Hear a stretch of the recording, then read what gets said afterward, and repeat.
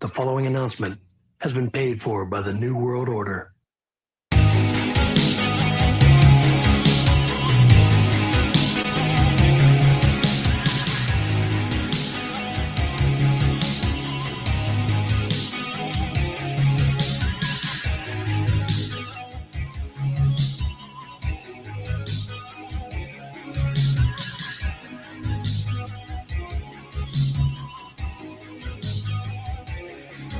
Take 3 Wrestling Podcast. It is Thursday night, February the 9th, 2023.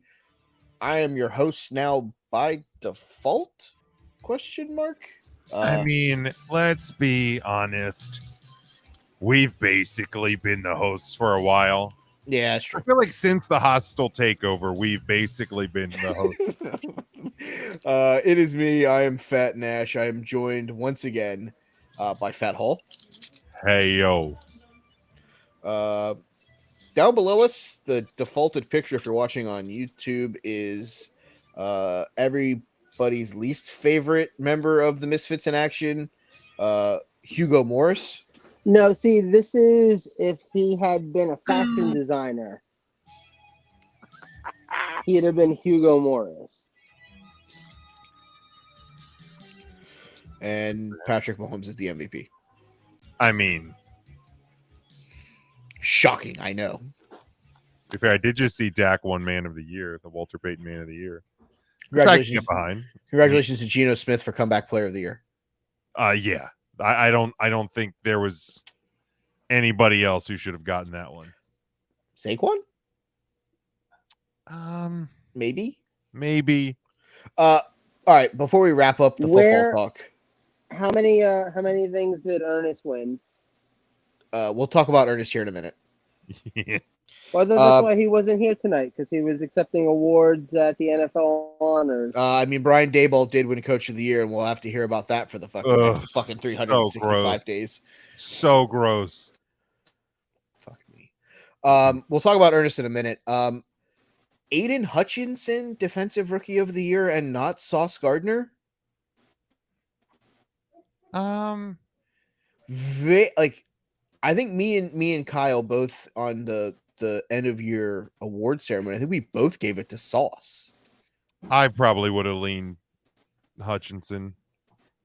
I just thought it was Sauce's ability to keep number one receivers from like 100 yards. Yeah, but I mean, Aiden Hutchinson Yeah, I basically the think city so. of Detroit on his back. Well, I agree with you. I have no Carried problem. that team to almost the playoffs. Like I have no problem with it being Aiden Hutchinson. I just thought Sauce was.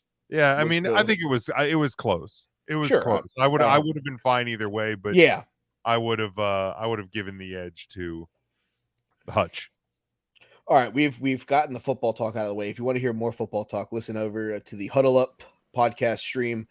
Tuesday live show with Big Jim, student of the game, Kyle Nash, Matt. It was Ernest. The last live show of the year coming up this upcoming week. If you need a body to fill in the chair for Ernest, let me know. We probably will. Yeah, we'll probably jump you on again this week. So I say that because we do have some house cleaning stuff that we need to do here before we get into the topics tonight and have the fun that we normally have. If you're not already, over on the Twitter page, take the number 3 and then wrestling. I put out a tweet earlier this week. Came with a little bit of heaviness attached to it. Ernest reached out to us. For anybody that listened to last week's episode, we cut out about the halfway mark. If you watched the video, you saw he was in considerable amounts of pain. So we got a text, I believe it was Monday, and Ernest said that for the foreseeable future, he's going to have to take a step back to basically not podcast at all or do very little. I know we put out one earlier today about the basketball with the trade deadline and, LeBron passing Kareem for the all-time points stuff. So, he's still doing some things occasionally, but not to the full volume that he was doing. And that is due to basically a bulging disc is what was told to us, which is causing severe nerve pain and problems. You know, like Jim said, if you watched last week's show on YouTube, you know, didn't look like he was very comfortable trying to sit in a chair. Yeah. Let alone, you know, trying to like sit here and focus on something. So Ernest has decided that for the foreseeable future, while he gets himself, you know, 100%, that he's going to take a sabbatical, which we all support here. Obviously, the number one concern from all of us is that Ernest does get better so that he can not only return to have some fun with us, but so that he can take care of him and his family and stuff like that. Those are the concerns. You know, as friends of his, our main concern here is just basically that our friend is okay. So Ernest decided to take a step back. But for all the Ernest fans in the building, he has made it abundantly clear that when he is 100%, he will return. So we'll keep that chair open for him. In the meantime, for those of you following along, I know we're only... Wait. Fuck all that. Oh, You quit, you quitter. You know, Kurt Angle won an Olympic medal with a gold, with a broken friggin' neck, and you can't podcast because you got a little boo-boo? Nah, son. Nah, but I love you, Ernest. Feel better. Yeah, I love man. that. I love that Hugo Boss over here unmutes himself to talk shit and then goes, "I love you." Yeah, man. For real. Stop being a bitch, but get back and get a heal up soon and Yeah. and all of that. So for those of you following along on the bingo scorecard of 2023, you can go ahead and cover Ernest taking a sabbatical with your poker with your blopper. We'll have more next week. Right. I mean, I thought because what it was, he wasn't going to miss 9 episodes, right? Yeah. I think we're slam dunking the the under here. Dude, yeah, hammer the over, man. Yeah.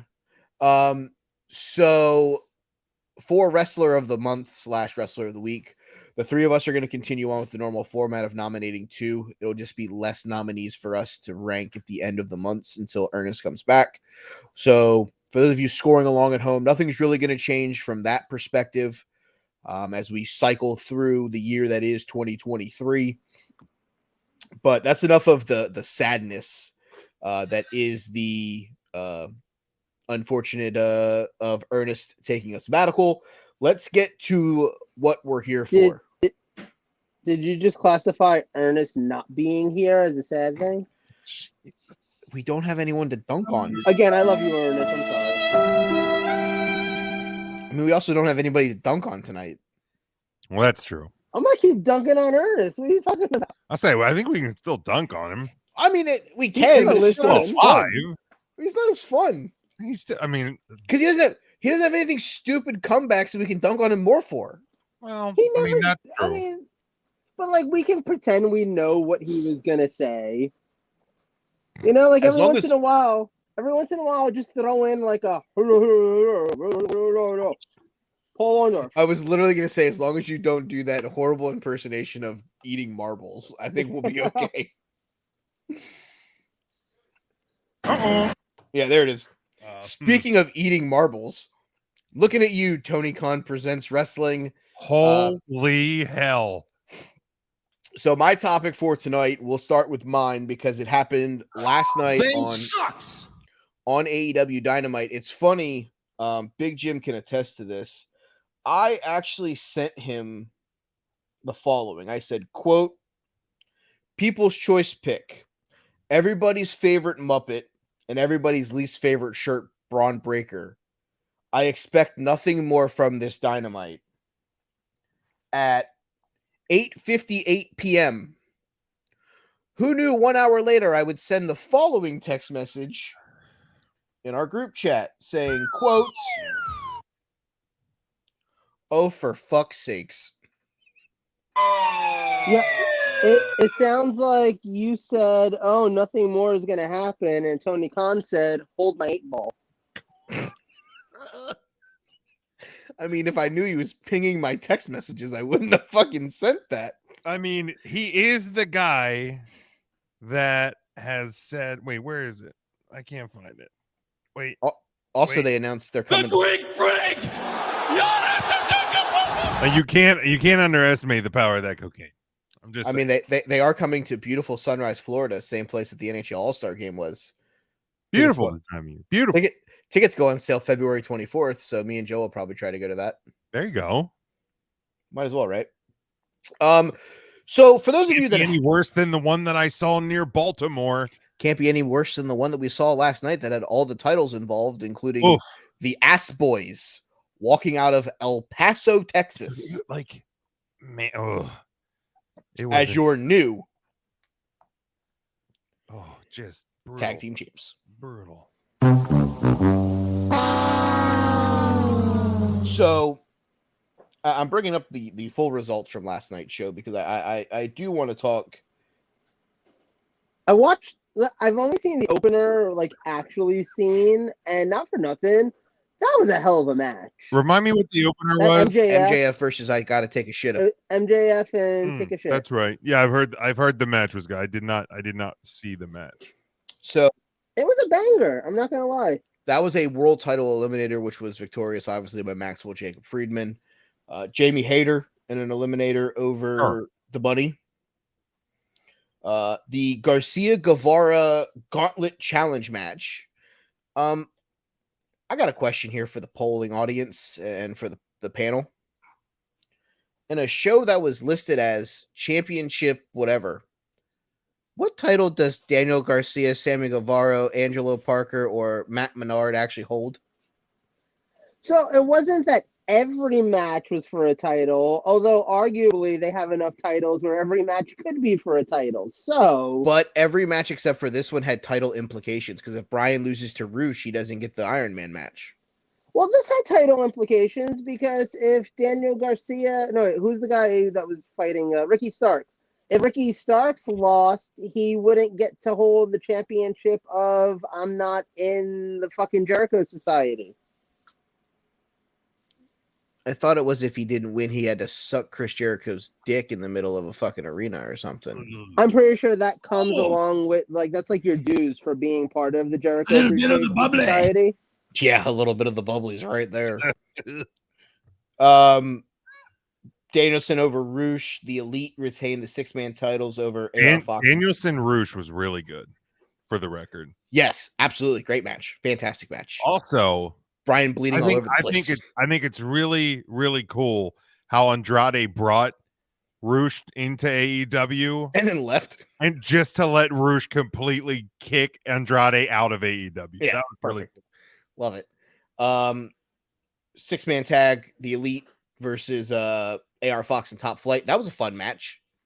Yeah, that kind of stole the night away a bit. They should have closed with it after what they decided to close with, which was you're 100% true.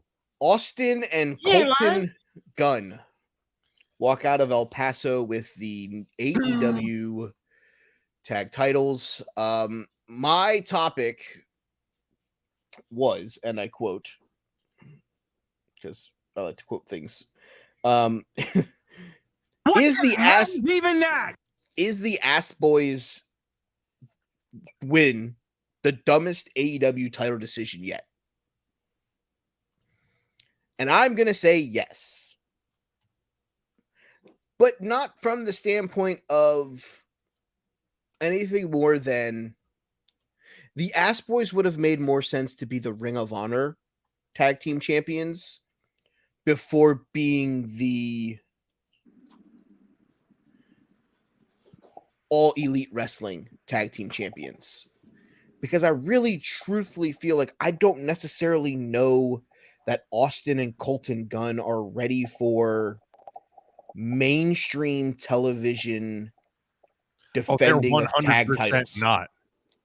So, okay, here's one theory that I read online, and I don't mean you can't say that because you're gonna have an erection that lasts longer than 4 hours, and we're gonna have to call it doctor because you said his name. I mean, yeah, but thank you. Anyway, so one thing that I read online, and it's possible. What if the Ass Boys, as they're called, are just transitional champions? Because apparently, and I didn't know this because I'm paying that much attention to AEW, they've sort of been feuding with FTR. who, granted, the rumor is are done with the company. They're not coming back, all that. But they were feuding before FTR was off TV. And apparently the two little gunlings have been, tweeting out and saying different things that kind of still feed into the idea that they're feuding with FTR. So I saw some people saying online, well, you don't necessarily want FTR to come in and beat the Acclaimed, but you can have them come in and beat the Gun Club and get the titles back on FTR without really doing that much damage to the Acclaimed. Because I think if there's one thing we can all agree on in this, it's that the Acclaimed lost those titles without any damage being done to them. They didn't lose any popularity. They don't look bad. And, yeah. And like the thing is, like, at the end of the day, that team, regardless of how good or, polished they are in ring, and I think they're great, but I don't think they're 5-star match great, but I think they're really good. Their characters are extremely over. They are extremely over. It's arguable that the audience was always going to shit on whoever beat them for the belts. So maybe you just go ahead. Maybe the Gun Club is like a sacrificial lamb in this, and you're like, well, they're going to boo whoever wins the titles. We might as well at least try to elevate a team. And I mean, potentially, because I remember being one of the few people who very early on was very into the Gun Club. I kind of thought that That's they only had because a you lot wanted to of... sleep with both of them. No, honestly, I don't find either one of them that particularly attractive. But like, The lie I do detector think- determined that's a lie. I don't think every white guy with muscles is attractive. Just most. I thought it of was them. the ponytail. No, ew. No, see, that's the turn off right there. But Well- we found it. Here we go. yeah, no, ponytails do nothing for me. It's no. It's a no for me. But all I'm saying though is I was a big supporter of this team. I still think they're a very talented team.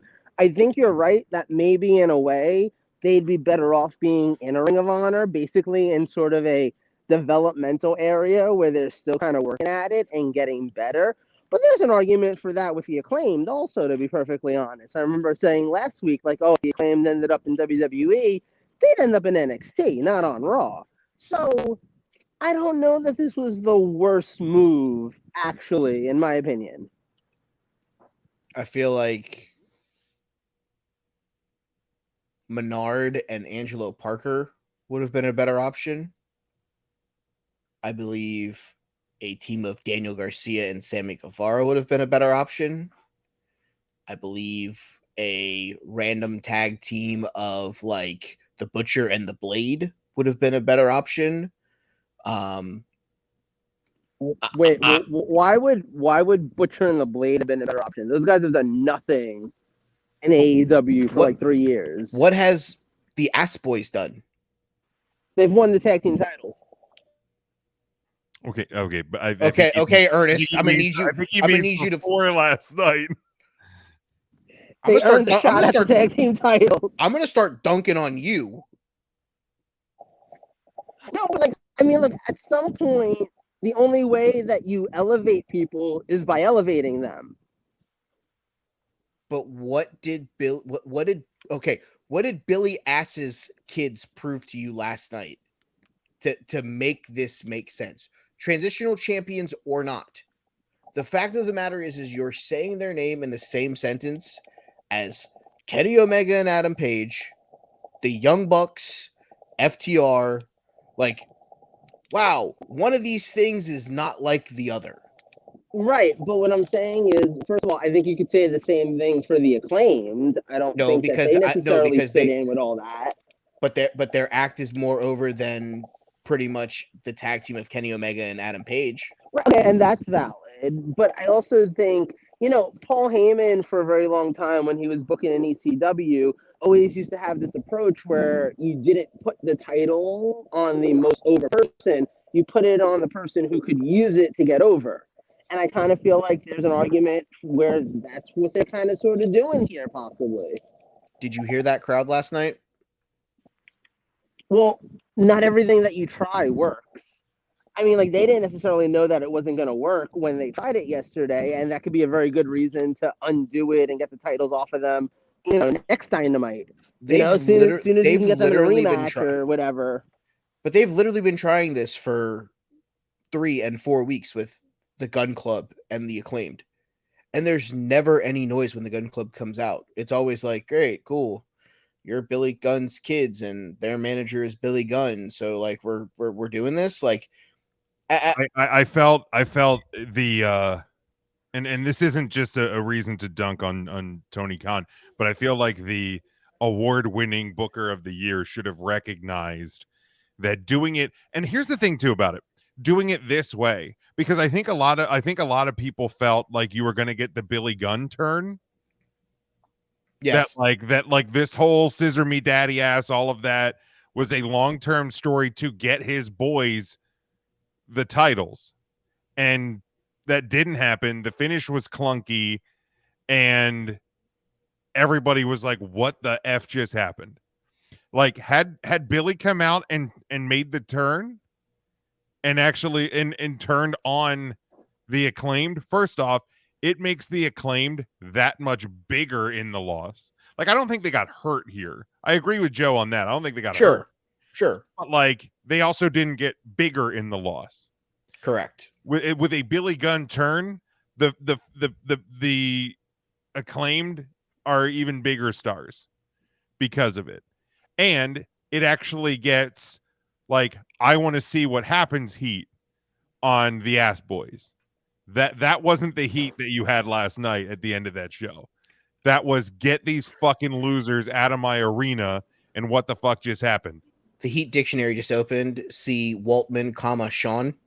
See, and I'm not gonna disagree with that, but what I'm saying though is I don't know that they knew that was gonna be like that. Like, look, every single time any wrestling company or promotion puts an angle out there, you have to assume that they think that it's gonna be money, not that it's gonna be a fart in church, The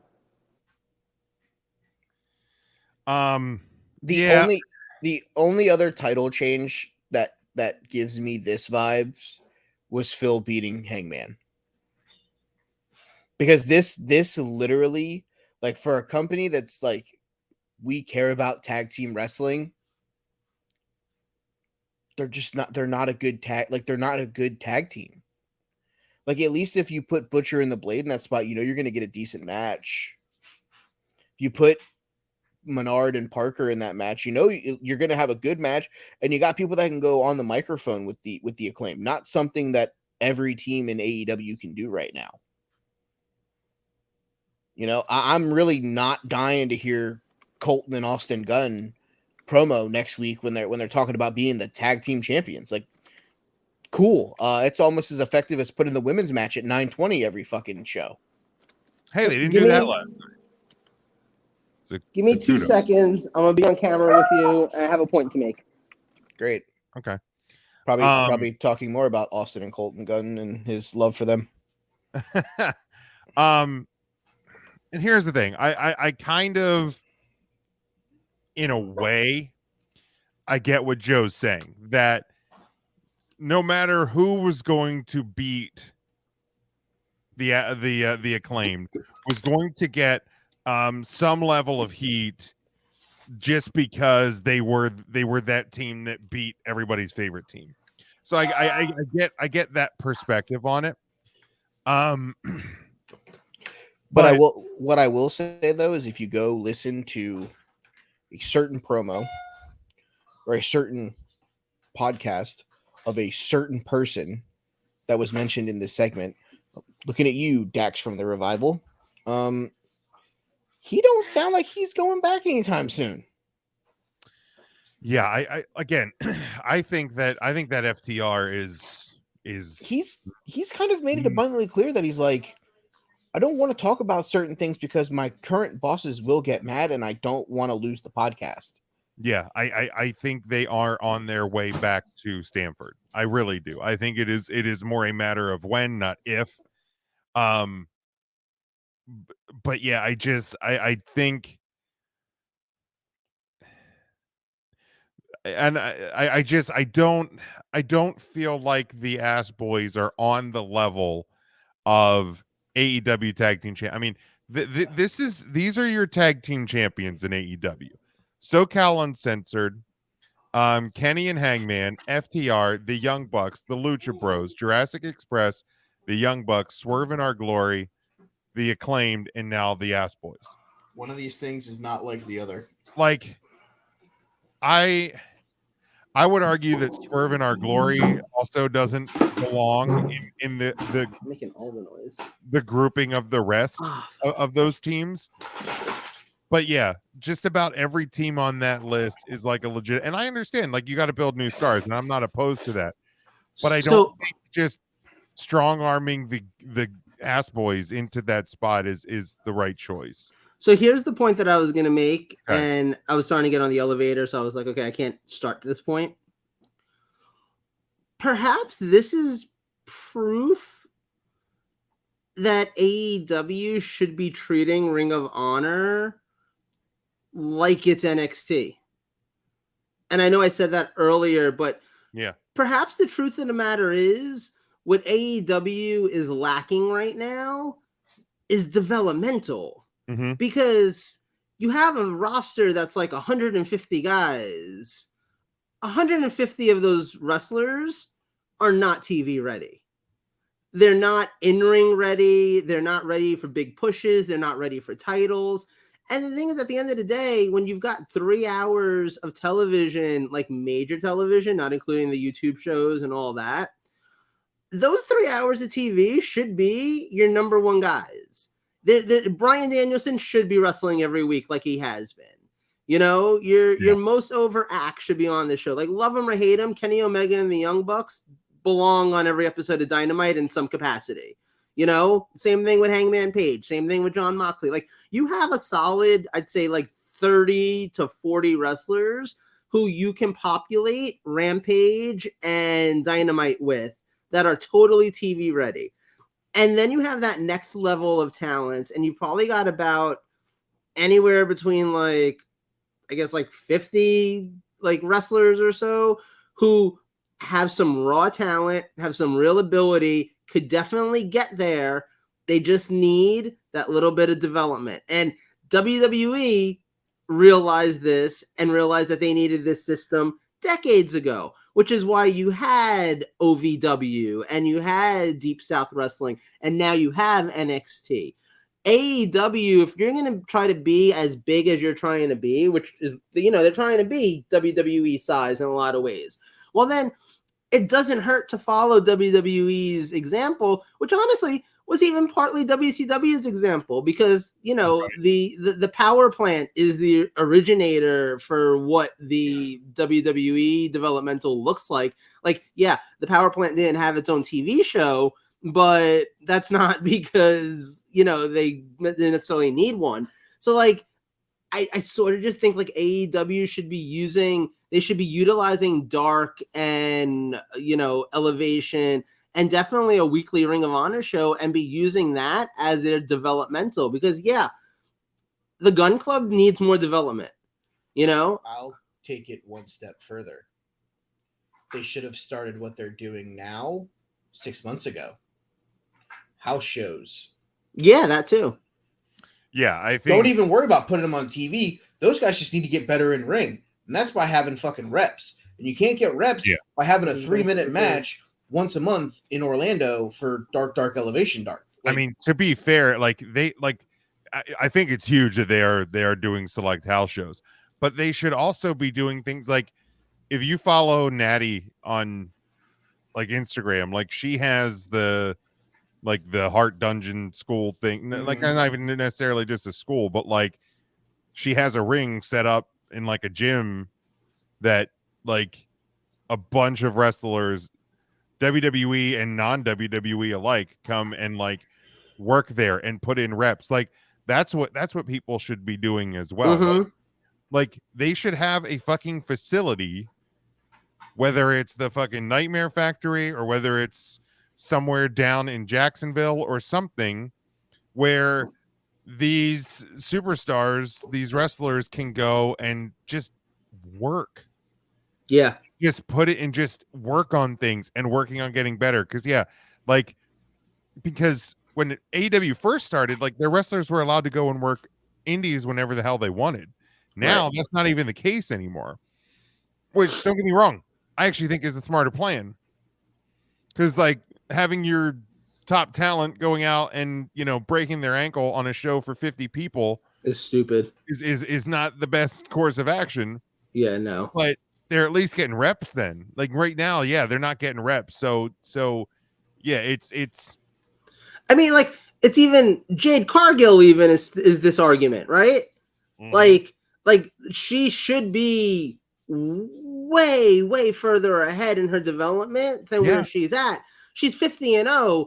She's literally only had 50 matches. Right. Like it's not like she's out there doing house show matches. She had a tag match in there at one point. Right. But like it's not like she's out there doing 4 house show matches a week that just don't count officially, because like if it's not on TV it doesn't count. She's literally had 50 matches in the last 2 years. You're not getting better if that's like, pick a hobby. Honestly, if you decided you wanted to become a championship pro bowler and you only went bowling 50 times in the last 2 years, buddy, you're not going to be a pro bowler. No, you're not. You're probably barely playing without the fucking things blocking the gutters. Right. Like you need reps. Exactly. Like, so if you're not getting these people reps, I didn't even realize they were starting to do house shows. I think that is a great move. Yeah, they just announced that last week. Jarrett talked about it on his podcast. Oh, I missed that.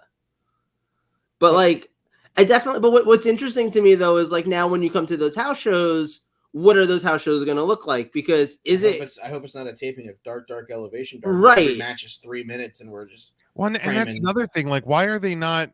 They're to me ill utilizing Dark and Elevation, because they're just featuring squash matches.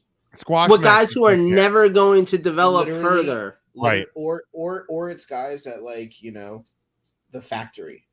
Why do I hear that QT Marshall is beating some guy that you're never going to have on any of your other shows except for fucking Dark because he's a jobber? Like, I don't care. Right. Serpentico has been losing matches on Dark for the last 3 years. Him and Luther. Like, it's not happening. Like, why is Luther still employed? Like as a wrestler? Like, you want to keep him around to be an agent or to like teach things because you think he's providing value, like in-ring schooling? Fine. Why is he a wrestler on AEW in 2023? Why? Exactly. Like, I'm sorry. Like, it's time to stop being a buddy and make some actual decisions. But Mike, to the original question, because I feel like this has just been a 25+ minute dunk session on the Ass Boys, which I'm not necessarily saying is a problem. But the initial question is like, is this the worst AEW title decision to date? Right? Like that was the actual question. Yes. I will nominate one. Riho winning the first women's championship. I do not think she should have been the first women's champion. I would also nominate Jade Cargill for being the first TBS champion. That's fair. I wouldn't have even put her in the fucking tournament. I would have used that to develop the second tier of women. Like, perfect tournament for someone like Red Velvet and Sky Blue and, them to go wrestle for. See, I don't know. I feel like if you're just going strictly on titles, like bad title decisions, if we're going on that, it's going to be hard to put in the title on Punk the second time. Like when he came back and when he beat Moxley the second time, like in the unification. Yeah. I would say the first title is more the one that. Well, see, okay, I'm willing to go with the first one because I feel like if Punk hadn't gotten injured, you might have gone somewhere with that. But then at that point, he proves to be injury prone, and you put the title right back on him, like, as soon as he can, even though Moxley at that point is your fucking golden star, like, company man to the extreme. You decide to put the title back on Punk, and then what happens? It goes to shit literally 10 minutes later. Like, as soon as that match is over, he gets backstage, and the whole thing goes to hell. The only reason why I won't pick that one is because John was supposed to go away. John had already put that title off to go away. You got to take the title off of him regardless. But why put it back on Punk at that point? Because he's the guy who never lost the title. Yeah, like at Like- that point, they back themselves into the corner. No, it looks shitty for the same reason why the Ass Boys does, because of what happened after. Here's When it my comes to reasoning. Here's my reasoning behind. Well, yeah, fuck Phil. Always fuck Phil. Yeah, Turns out I was right about him when he left WWE. correct. It just took years for people to realize that. Terrible human being. Yeah, fucking. But here's why. Horrible human being. Here's why I will nominate Riho. It was your first episode of Dynamite. Mm-hmm. You made a very big deal over this, like with the signing of like Nyla Rose and Sonny Correct. Kiss, that like Yeah. this company was going to be different. This company was open and accepting of all lifestyles and all backgrounds and all of that. And on your very first episode, you have 99-pound Riho defeating build weight 185-pound Nyla Rose. It killed Nyla Rose, and she's never recovered. Right. It's been 3 years, and she's never recovered. Like, they have done so much to try, and nothing has worked because, like, here's the deal. I get it. Wrestling, it's kayfabe. And Barry Horowitz was never going to actually beat a Body Donna. The 1-2-3 kid should have never actually beaten Razor Ramon. Rey Mysterio should have never actually beaten the Big Show. Darby Allin probably shouldn't be beating a lot of people that he beats. However, it's pro wrestling. We get it. You're suspending disbelief when you're buying into watching professional wrestling. But Yeah. if the first time that you saw the Giant in WCW, had he lost to Rey Mysterio that night, The Giant would not Giant's still be a dead. thing today. the Giant's dead. There's no the Giant. There's no Big Show. Yeah. All White is not a commentator in AEW. Yeah. There's no Captain Insano. Nothing. None of that exists. Yeah, no. He needed to be built up for basically Yeah. a decade before Rey Absolutely. Mysterio could beat him. The And even very then- first night you see Nyla Rose, Yep. she lost to a woman literally half her size. Not even. It's like a quarter. But I mean, like even like weight wise. But yeah, Yeah. visually a third of her size. Yeah. You can't recover from that from the first time, because there's people who tuned into AEW that night because it was the first episode. So wait. And so like to Okay. me, like, yeah, the Ass Boys is bad, Punk bad, but like, Moxley clearly recovered. Okay, like Moxley's fine. Hangman recovered. Hangman recovered. Hangman's fine. I The Acclaimed are fine. Nyla Rose not fine. I do feel like, right, like I feel like 2 points here. First, I just want to ask this because just for fun. When it comes to pro wrestling, at what point in general in a pro wrestling match do you think you have to give up the most, like, okay, I'm just going with this because it makes no sense otherwise? Because to me, it's the first moment someone tries to throw someone for an Irish whip.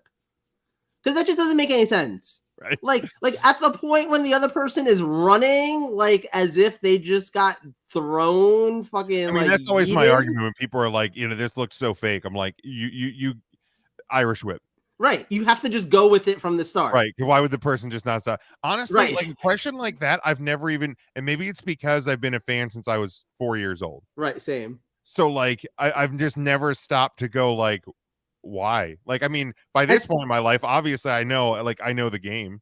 Look, I accepted pro wrestling for what it is from such a young age that when I was a kid and they would do the replays of the pay-per-views, like right after the pay-per-view ended, like, at like 11 p.m., you'd get the replay. I thought they just did the show again. But I accepted that the results were going to be the same. Like, I knew that in my head. I was like, no, I They don't were just have coming out there and doing it again. They were just for right, late night the same way they would do the same matches on like a dozen house shows over a month. love It's that. just like, Oh yeah, I do- saw Big Boss it's an Man hustle encore. nails 4 times one night. Right. It's like they're doing an encore and the result's going to be the same, but maybe the match will be a little different. So you can watch sometimes. I love that so much, by the way. Like I'm being dead serious. I would just be like, well, I mean, maybe something cool will happen. No, wait, that's the exact same thing. Like it would be. I feel like this is the same match I just watched. Right. But yeah, no, the other thing I'll say is I think the point that you were just making prove like it goes towards this. I think that time will really tell where this falls in all-time worst AEW title changes, because we don't know what the end result's going to be, you know? Like look, if the S Boys go on and have a 475-day title reign and beat every tag team on the planet, right? Again. Like then you're just like, wow, so that was the moment that the company died. Got it. You know, if they hold the titles for the next month and lose it, 10 p.m.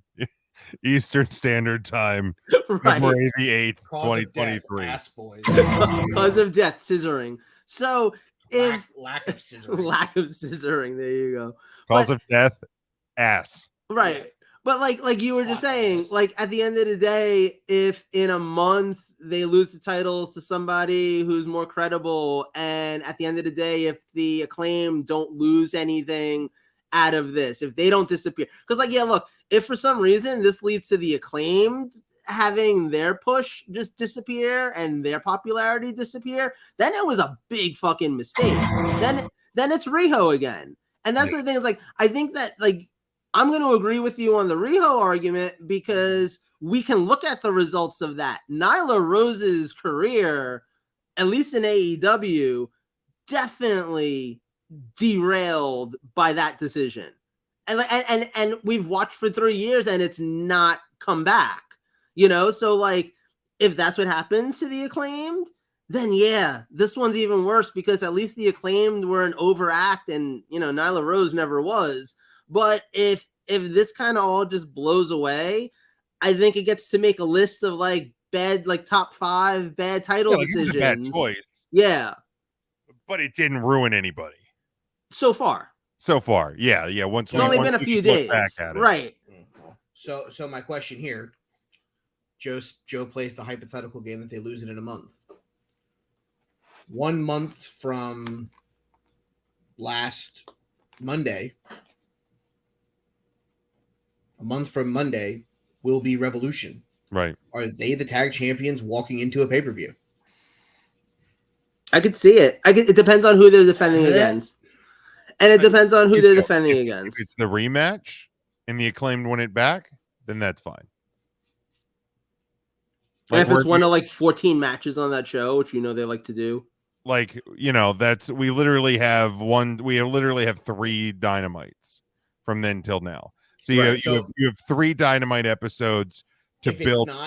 If it's not the rematch and it's somebody else and they drop the titles, where do we stand on them walking into a pay-per-view as the tag champions? If they're dropping, I'm okay with it for 2 reasons. If this is how it goes. If they drop the belts to somebody more credible, whether that's back to the Acclaimed. If it's not the Acclaimed, who? FTR. They're not coming back. Yeah, I listen to Dax's podcast. He literally says today, I'm not talking about it because I don't want my current boss to not let me do the podcast anymore.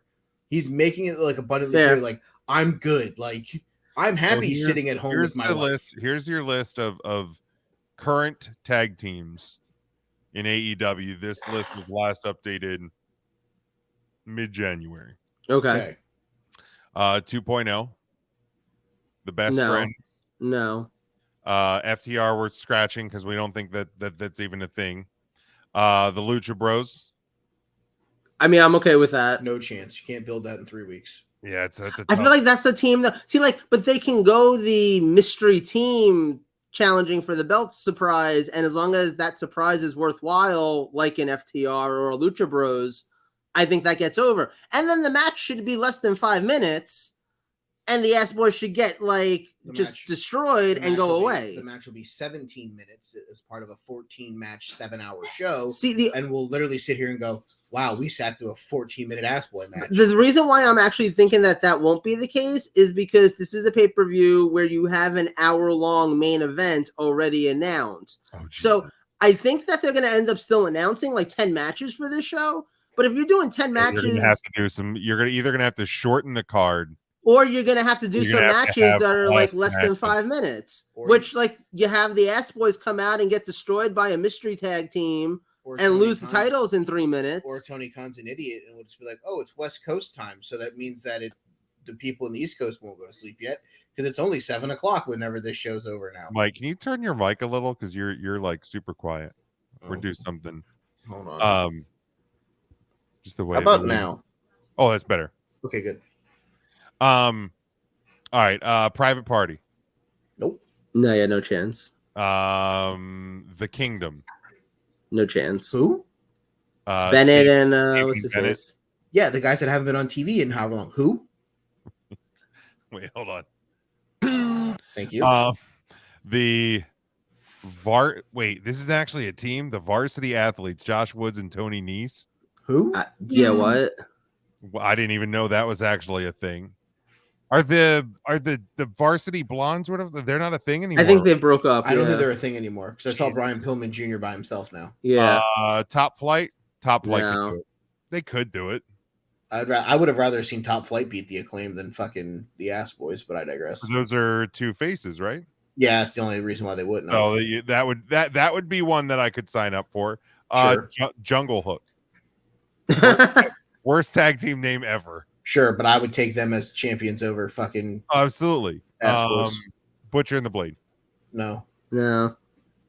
Jay Lethal and Jeff Jarrett. Yes, fuck it, let's go. I would so be down for that. I am annoyed that they're not the ones who won the tag I belts. said that last fucking night. why not? Let's be honest. I would Yeah. take them. I would take them. But that's it. Those are your current tag team. That's it? So what? There's 3. Well, yeah, the AEW is stable and trio heavy. Right, They're because not- like the Young Bucks exist, Oh yeah, but 'cause, they're yeah, not the Young fighting Bucks. tag Young Bucks matches. tied into the Elite. So technically, Yeah. you have the Young Bucks, but they're not going to be it. Right, There's going to be a trios match, I'm sure. right. But yeah, so there's really only a couple of possibilities there. And the thing is in all of those things that you said, nobody's really over. No, No, Lethal and Jarrett might actually be your most over Like team. if in you would that. have told me like, oh, the Acclaim are defending the titles in a random tag match, and they lost to the team of Malachi Black and Brody King, at least I'd have been like, all right, well, this is fucking Yeah. interesting. But it's like they lost it to like 2 of the most just like flat, like don't give a fuck about characters that they have. And now it's like, if the Acclaim win the titles back, like whoop-de-doo Basil, like nothing was quote hurt by it, but nothing was really gained from it either. Like you didn't get the Billy Gunn turn, you didn't get other things that would have made that. Would this more beneficial. ultimately be a different conversation if Billy Gunn had turned? Yes. Okay, absolutely. To me, Okay. absolutely. Fair. My text message wouldn't have been for fuck's sakes. My message would have probably been along the lines of, "Huh, they really turned him." yeah, that's fair, and I can agree with that too. Because It would have made story sense. Well, because if they turn him, you've now broken up, your most over saying right, in your entire company. So now where do you go from there? right, It's kind of like Sammy leaving the bloodline. It's like, right, oh shit, well, what do we do now? right. Like, at least there would have been like, we're coming out I mean, again at least with 24 the hours later. bloodline, We'd have been like, At least All with right. the bloodline, there's a little bit more understory and substance. Like you don't have that with the Ass Boys, right? No, Like, but if you it- like I said, could. if you get the turn, if you get Billy to you get turn, the turn, at least you have that Yeah. understory for a couple weeks to get you to the pay-per-view. Yeah, and it gets heat that people give a shit about. yeah, Because That's people are bought valid. in. Because people were bought in. That was the only thing that the show in Baltimore that I was at. That was the only thing people really reacted to was the Can daddy ass birthday celebration. Can we get Sting and Darby Allin to win the tag title so Sting gets an AEW title run? Christ, I'm so tired of Darby Allin with titles that weigh more than he does, though. I And just Darby's kinda supposed to want- be like MIA for a little bit, like filming movies and Just stuff. I'm apparently. over. I'm What is he, over. a stunt double? I don't. I'm just saying that's apparently he like tweeted that he's got like some time off. That's good. I'm actually fine with that. Maybe eventually they can win. I mean, I'd be fine with Sting. Give Sting I just kind of want Sting to have a title run before he retires. I feel like he will at some point. Something. Fucking make him Ring of Honor World Champion. Who gives a Oh fuck? my God, yes. Like, geez, man. Like, why the hell not, right? Yes. Have Claudio defend the Ring of Honor title on another AEW pay-per-view and then have to defend the title a month, like 3 weeks later. Tell me, tell me. I know Mike and I have been having this conversation as we contemplate whether or not we're going to go to the Ring of Honor show WrestleMania weekend, which like we're 50-50 right now. Like genuinely, I'd say we're kind of in agreement that we need to see a card we're not, and it's either the Ring of Honor show or I'm going to Dodger Stadium. It's one right. of the two. Like I'm like right, and that's the like that's why it's like I've never been to a game at Dodger Stadium, so that's why it's like and the thing is like we've not been to a Ring of Honor show. Like I've not been to a Ring of Honor show in years, period. Let alone one on a WrestleMania weekend. So there's appeal to it, and tickets aren't that expensive, and it's in like a bigger building, so you can get like it's on the campus of Jim's favorite, most hated rival in all of college sports, the USC Trojans. So, you can get decent seats for like $30 if you really want to and like see the show and everything. But it's still 3 hours, if not 4 hours of our lives. I was gonna say, and 3 hours, you're being fucking right, polite, dude. Right. So that's why like we're in a place where it's like, okay, this could be interesting. But if you're telling me that the matches that get announced are going to be Claudio versus Wheeler Yuta, I'm probably not spending my life. It's time watching for Dodger that. baseball. Right. Oh no. Right. But now if you tell me Mark Briscoe versus Claudio, and then if you give me Sting versus Claudio for the title, like here's take my wallet. I want to sit front row. Can I be the referee? I will do a better job than Aubrey Edwards. I promise you. She doesn't even referee on that show. Does she referee Ring of Honor shows? I don't know. Dear God, I hope not. What I'll also say, like, you give me like a Jay Briscoe like tag team tournament, like to crown new champs or whatever, and Mark Briscoe in the main event, probably will lean towards going to that over the baseball game kind of thing. But it's like if you give me that tag tournament, but then you fill it with the teams that Jim just named. Oh my God. I think I'm still out at that point. That's rough. Right, like if the 8 teams are Dalton Castle and the boys, right? If the 8 teams are Dalton Castle and one of the boys, and fucking the boys, Brian Cage and one of his minions, and fucking Private Party and the varsity athletes, like I think I'm out at that point as well. I don't need any of that. Nobody does. No, but that's what Tony Khan's going to give us because Tony Khan presents wrestling. So the last thing I'll say when it comes to this is obviously 24 hours later, Acclaimed are not necessarily hurt as of now. Right. We'll see what happens on next week's show and, go from there on that situation. If the Ass Boys are transitional champs, and even if they lose the titles right back to the Acclaimed, and then fall off the face of the earth, what good did this do them? Yeah, no, that's valid.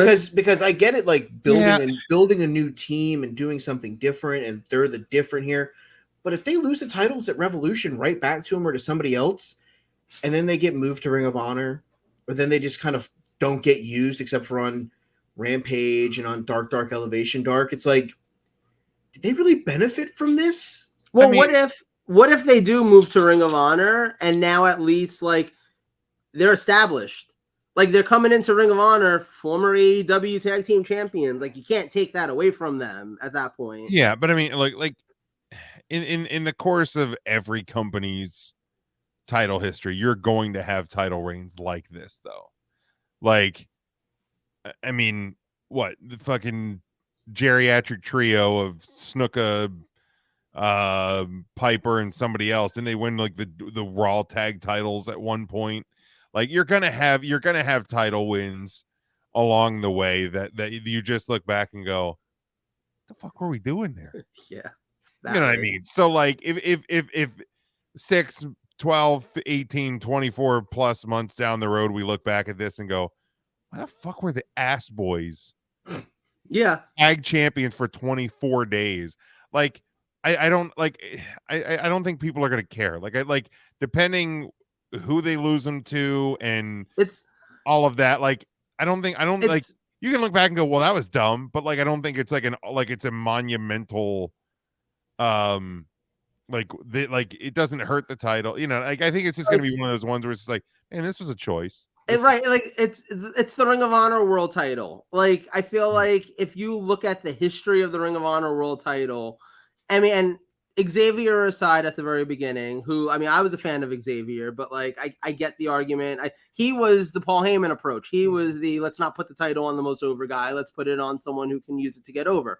But if you look at all of the Ring of Honor world champions, you go through the first like 12, 13, and other than Xavier, you're like, yeah, no, this is wow, damn, this is some title. Like, look, you got Brian, you got Joe, you got Punk, you got, James Gibson, you got all these guys, and then you get down further and you're just like, PCO? That's okay. That happened. Right, Matt Taven? Really? Okay. I guess that's a thing. Like, but I don't think you can look at PCO and Matt Taven Ring of Honor the same way that you look at Takeshi Morishima and Nigel McGuinness Ring of Honor. I think that like they have the same name, they have the same like lineage, but like they're not the same companies. Like not even like in the world of make believe are they close to being the same company. Like if you're comparing like number one champion Loki to Xavier to James Gibson to Takeshi Morishima, your next question mark, Jerry Lynn? No, Jerry Lynn fit because Jerry Lynn was the legend, and it's when the wrestler came out. Like it all made sense when Jerry Lynn won the title. It was his last hurrah. It was like if Sting won the belt. Michael Elgin? Hey, Elgin was over for a minute. Elgin felt like he should be the next big thing until he started. Christopher Daniels in 2017. Yeah, that was just a make good. So my point is, if you're gonna sit here and talk about PCO and Matt Taven, there are other question marks closer to when the lineage of that title was at its peak, when guys like Bryan Danielson and Nigel McGuinness were holding it, that I think are bigger question marks because that company was actually eerily similar at the same time. PCO and Matt Taven winning it was a whole different company by then. That fucking Tyler Black guy. Fuck that guy. Yeah. Fuck him. All right. Let's move on. Topic number 2 is Jim's topic. Yeah. So if you watched SmackDown last night, Last night or last week, the life's a blur. If you watched SmackDown last week, Roman dismissed Solo and Jimmy to go find Jay, figure out what's going on with Jay. We haven't seen Jay since the Royal Rumble. Good. He's kind of gone dark for a minute. He's pulling an Aaron Rodgers. Do you think he's sitting in the same dark room with the IV of No. Cuyahoga? Only assholes do that. Oh, okay. But Roman comes out to address the Sami Zayn situation. And all of a sudden, Sami comes out of the crowd, covered up by a hood, starts beating the hell out of Roman. And he tells Roman, he's coming straight for him. He never wanted anything from Roman until now, except now he wants the undisputed WWE Universal Championship. The match has been made official. It is at Elimination Chamber coming up, and that's next weekend. Yeah. Holy fuck, man! We just came out of the Rumble. Yeah. I don't like. I will continue to go on record that I don't like pay-per-views between the Rumble and Mania, but beside the point. This one's actually shaping up to look like it's a lot of fun. But singles match, undisputed WWE Universal Championship, Roman versus Zayn. Now, you even had Cody on Raw this week acknowledge that it could be Sami. Like we've kind of opened the door, like that it's not necessarily Cody versus Roman Reigns at WrestleMania. Like it's just Cody will become the Universal Champion. But right. Okay, we're playing along here. Cody 2 belts. Austin Gunn could go into WrestleMania with the title and it'd be fine. By the way, sidebar, that segment with Cody and Paul Heyman is a fucking master class. Yeah. In storytelling. Mm-hmm. Watch that promo, then watch it again, and then go back and find all those dorks on Twitter that said you can't get people to buy in to Cody versus Roman when there's Sami Zayn still floating out there in the world. Because I want fucking Cody to kick through the fucking wall and run out of WrestleMania with those goddamn belts. But anyway, the juggernaut, bitch. Back to the point. Realistically, can Sami Zayn dethrone Roman at Elimination Chamber next Saturday? We'll predict the show next week. But is it another Saturday show? Yeah, it's Saturday. I think almost all Saturdays now. Going full Saturday, which I'm good with. You know, I hated it at first. I think I'm actually kind of okay with it now. Like, I mean, honestly, I usually work Saturdays and Sundays, so it doesn't really make that big a difference to me. But like, the thing I like about it, and we've done it with some of the bigger shows, but now like we can probably just do it from now on.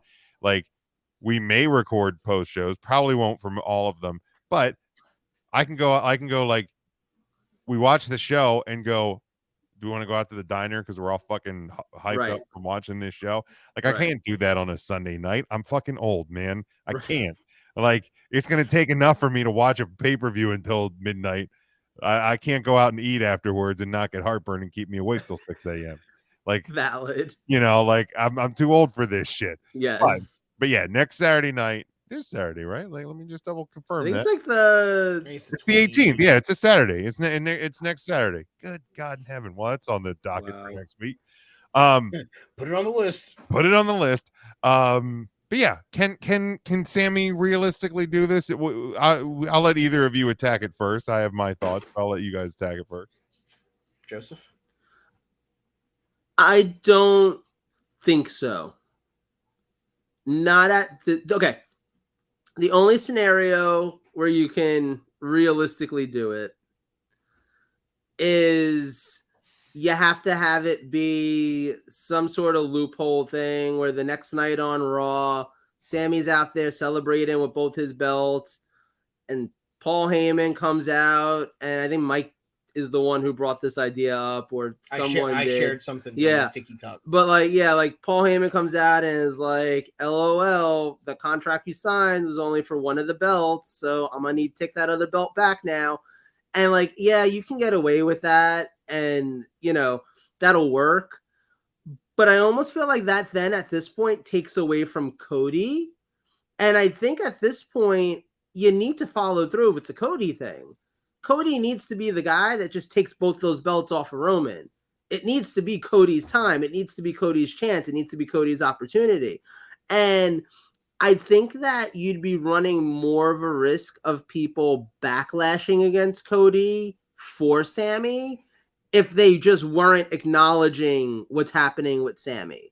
Because that's what happened, if you remember. Like, not only, okay, this is getting a lot of comparisons to the Yes Movement and Bryan back at WrestleMania 30.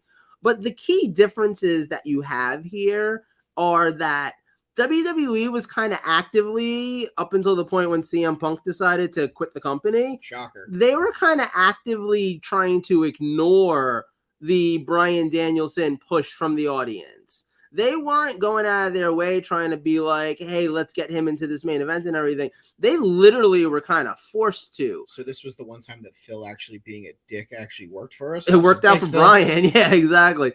But like, you know, that they needed to do something and they needed to respond. That's not what's happening here with Sami. This isn't the crowd is chanting for Sami and stealing Cody's thunder and all that. This has been a plotted out story for at least the last 6 months, if not from the beginning, which it wasn't from the beginning because we got new creative in charge 6 months ago. So at least for the last 6 months, this has been plotted out, and it's been plotted out to include Sami and his place in it and his ultimate role and all of that. The other part of it too is you didn't have the other options from Bryan as people that people wanted to see winning the title in the main event of WrestleMania. You had Batista and Randy Orton, who at the time were about as over as the Gun Club right now. Not really, but you know what I mean. They weren't popular. No, they weren't what any portion of the audience really wanted. Right, exactly. Whereas everybody kind of wants Cody. Cody's t-shirts are the #1 sellers, not Sammy's. You know, Cody is getting these huge reactions from the crowd. Like Sammy, he's up there. He's a top guy. He's a #2 guy right now, but he's not Cody. You know, and I think that's why ultimately, like you would risk taking away from Cody if you have Sammy win. I think it's smart to deal with Sammy right now and not just have him lingering in the air with people being like, oh, Roman should be fighting him at WrestleMania. It's like, no, Roman fought him like 2 months before. They got their fight out of the way. They got their beef settled. They did what they had to do. And, you know, then you can move forward from there. That's kind of where I'm at on it. Like, I'm excited to see them wrestle. That story doesn't need Sammy winning the title for it to move forward or to feel completed. It just doesn't, because it hasn't been from the beginning Sammy trying to win the title from Roman. It's not like this whole story has been Sammy's trying to infiltrate the bloodline so that he can get closer to the belt and get a shot at it. The whole story here is actually Sammy just wanted to be appreciated, and at the end of the day, nothing he did was good enough. So now he's like, all right, I'm going to now have to be the one to stop you. That's the story. And if he fails, it's just one more person that Roman can be like, look, I've defeated everybody. Cody, you really think you have a chance? Why? Nobody else did. It's part of the bigger story, and I think that's why it works really well. And it adds to the even bigger part of the story, because I really still think that we're going to end up getting Sammy and Kevin winning the tag belts from either the Usos or Solo and Jay, or however it works out. But we're going to end up seeing them winning the tag belts for the first time in their WWE careers, being the second team to ever be the undisputed champions, because the Usos have been the only ones so far. What? Am I wrong about that? I don't think they're going to win the undisputed tag titles from the Usos, but I digress. Well, but I think so. I think they're going to win the tag belts from them, and they're going to win tag titles from them, but it's not going to be undisputed. Well, I think they're going to win the undisputed ones personally at WrestleMania. I think that's going to be the moment, and I think that feeds more into the overall story of the rise and fall of the bloodline, more so than Sammy just beating Roman does. I think they lose the tag titles on Friday for SmackDown to Braun Strowman and Ricochet, because it's going to be Solo Sikoa and Jimmy Uso, not Jey Uso, and they don't have the same teamwork as Jimmy and Jay do. That's why I don't think they're going to win the undisputed tag titles, but that's me. 0.0% chance. Less than zero. I don't know how we got to a negative 0.0. I don't know how we got to a negative number, but that's where we're at right now. The reality of the situation is I love Sammy to death. Yeah, he's another number. He is Kofi Kingston. He is the Kofi Mania. Like, everyone's going to try to hijack that show the same way they did with Kofi. The problem is, when you go back and look at Kofi Mania, well, it made sense. We could push him, because we're going to go with the women's title match in the main event. We're going to do, Seth and Brock to start the show. Yeah, you had nothing else going on at that point. You could do Kofi Mania and put it in the middle of the show and have the feel-good moment. Night 2 of a 2-night Mania in front of SoFi Stadium, and you're telling me right now that I'm believing in Sami Zayn versus Cody Rhodes? 2 faces? I'm supposed to walk out of that with the crowd not being hijacked one way or another if whoever they want doesn't win? Yeah, okay, that makes perfect sense. No.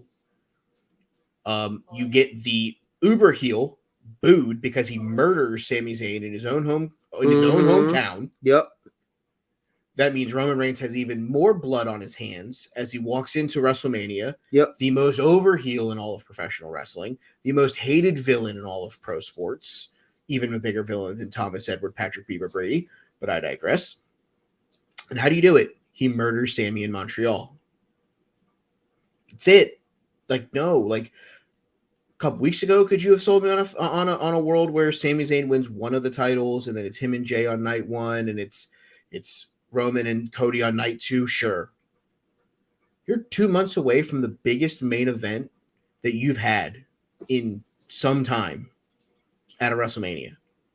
And you're willing to just, you know what? Let's take one of the titles off of him and let's make it less important.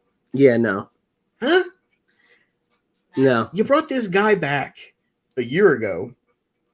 Probably would have already have been one of the champions by now. Probably. If you didn't lose him to an injury. Mm-hmm. And now you're going to go, you know what? Here's your moment. But before you have your moment, we're going to let some Canadian ginger beat him before you even get a shot to go through it. Right. So now that makes Cody's win look even like less because, wow, 185-pound Sami Zayn did the exact same thing less than 2 months ago. It's like the Shooter McGavin part from Happy Gilmore. That's a feat that Mr. Gilmore completed no less than an hour ago. Right. Like, oh, well, fuck me. Now what? It's like Goldberg. You can't dust Goldberg off at this point and beat him and think it's actually that impressive because for like 3 years, everybody fucking beat him. Right. Like at the point when Braun Strowman beat him and fucking like Drew beat him. I was going to say more Fiend Bray Wyatt beat him, but whatever. Right. But like, you know what I'm saying? It's like, it's kind of, it's that point also. You know what I mean? Like you can't. I also think at this point, and I've come, this is just me. I don't think we're splitting the titles up ever. I think Cody wins and the Universal title just kind of goes away and he just becomes the WWE champion with the new title belt design. Yeah. And I think we almost get a world heavyweight champion on SmackDown. I don't think Cody ever loses a title. I could see that. Wasn't that the rumor that they basically considered just making a second title for like night one anyway? Or you literally just have Cody work both shows. I have no problem. See how that goes. You know what I mean? I have no problem doing that for the first couple months to see how it goes. But if it's going where he's running himself into the ground, like SummerSlam's the perfect time to introduce a new title. Sure. Hottest party of the summer. Give us a fucking cool 16-person tournament and the winner is the world heavyweight champion or whatever. Fine with me. Like I feel like there's ways that you can go about it. Hell, put Sami Zayn in the finals of that. That's believable. Let him and Jey Uso have the finals at SummerSlam. I'm cool with that. Like it is what it is. Like, but you can't do that now because it just takes all of the steam away from what you've built for the last year with Cody Rhodes. Yeah. Right. And here's the deal. We've heard about this God run of Roman Reigns. Mm-hmm. It's been a 2-year story. Like you mean to longer than that? You mean to tell me? Yeah, almost 3 years. You mean to tell me that the end of that story happens at Elimination Chamber between a huge Rumble and Hollywood Mania on a cold Saturday night in Montreal? Honestly, it also reminded me, and I was mentioning this to Mike when we were talking about it the other day, WrestleMania 17 is one of the best examples for we all thought we knew where the card was going to go. And then like a month before, they were like, psych. Because up until February, Steve Austin and Triple H were the number one feud in that company. And you're going into it, you know, that's Austin came back after Triple H supposedly hit him with the car. Well, you know, Rikishi did, but yada yada. Right. And you're building up and you have them interfering in each other's matches at the Rumble and all of that. And it feels like, okay, naturally, this is going to be a match that takes place at WrestleMania. This is going to be where the big blow off is because we're that close to it. And then instead, they do the 3 stages of hell at No Way Out in February. And by WrestleMania, we've moved on in completely different directions. This feud that was like the top feud for the last 5 or 6 months is just done. And it's done in February because we're moving on. Why are we moving on? Because Austin won the Rumble and he gets to fight for the world title. and The Rock is just floating around out there doing nothing. So we just make the steps and we get the title onto The Rock, and boom, you have Austin versus Rock in the main event of WrestleMania. That's what they did at that point. The advantage that they have right now is they already have Cody set up. This isn't we have to scramble now and figure out who we're putting in there. You know, we've had this other story being built over the last year as well. And now it's time for these to intersect with each other. It's time for these two stories to reach their apex, which happens to be together, you know, and that's where we're going with this, which is why I say even more so, it's like doing Sami versus Roman in February, it feels like the end of some big feud, but it's not, because they haven't been having some big feud. They've been parts of a longer story. And at the end of the day, that story ends with Roman being conquered by Cody Rhodes. Yeah, but the other thing is, if you don't do this now, right, then you'd have everybody trying to be like, where the hell's Sami's shot? Cody's moment is ruined, right, by fans that think that this is Sami's moment, right? And in reality, Sami Zayn is not a world champion, right? His character is great, his in-ring stuff is great. Do you truly, and this is I know, suspend belief and he should really get his ass kicked by Roman Reigns. It's not believable that he beats Roman Reigns. He should literally get 3 offensive moves in the entire match, and the rest of it should be Roman literally murdering Sami Zayn.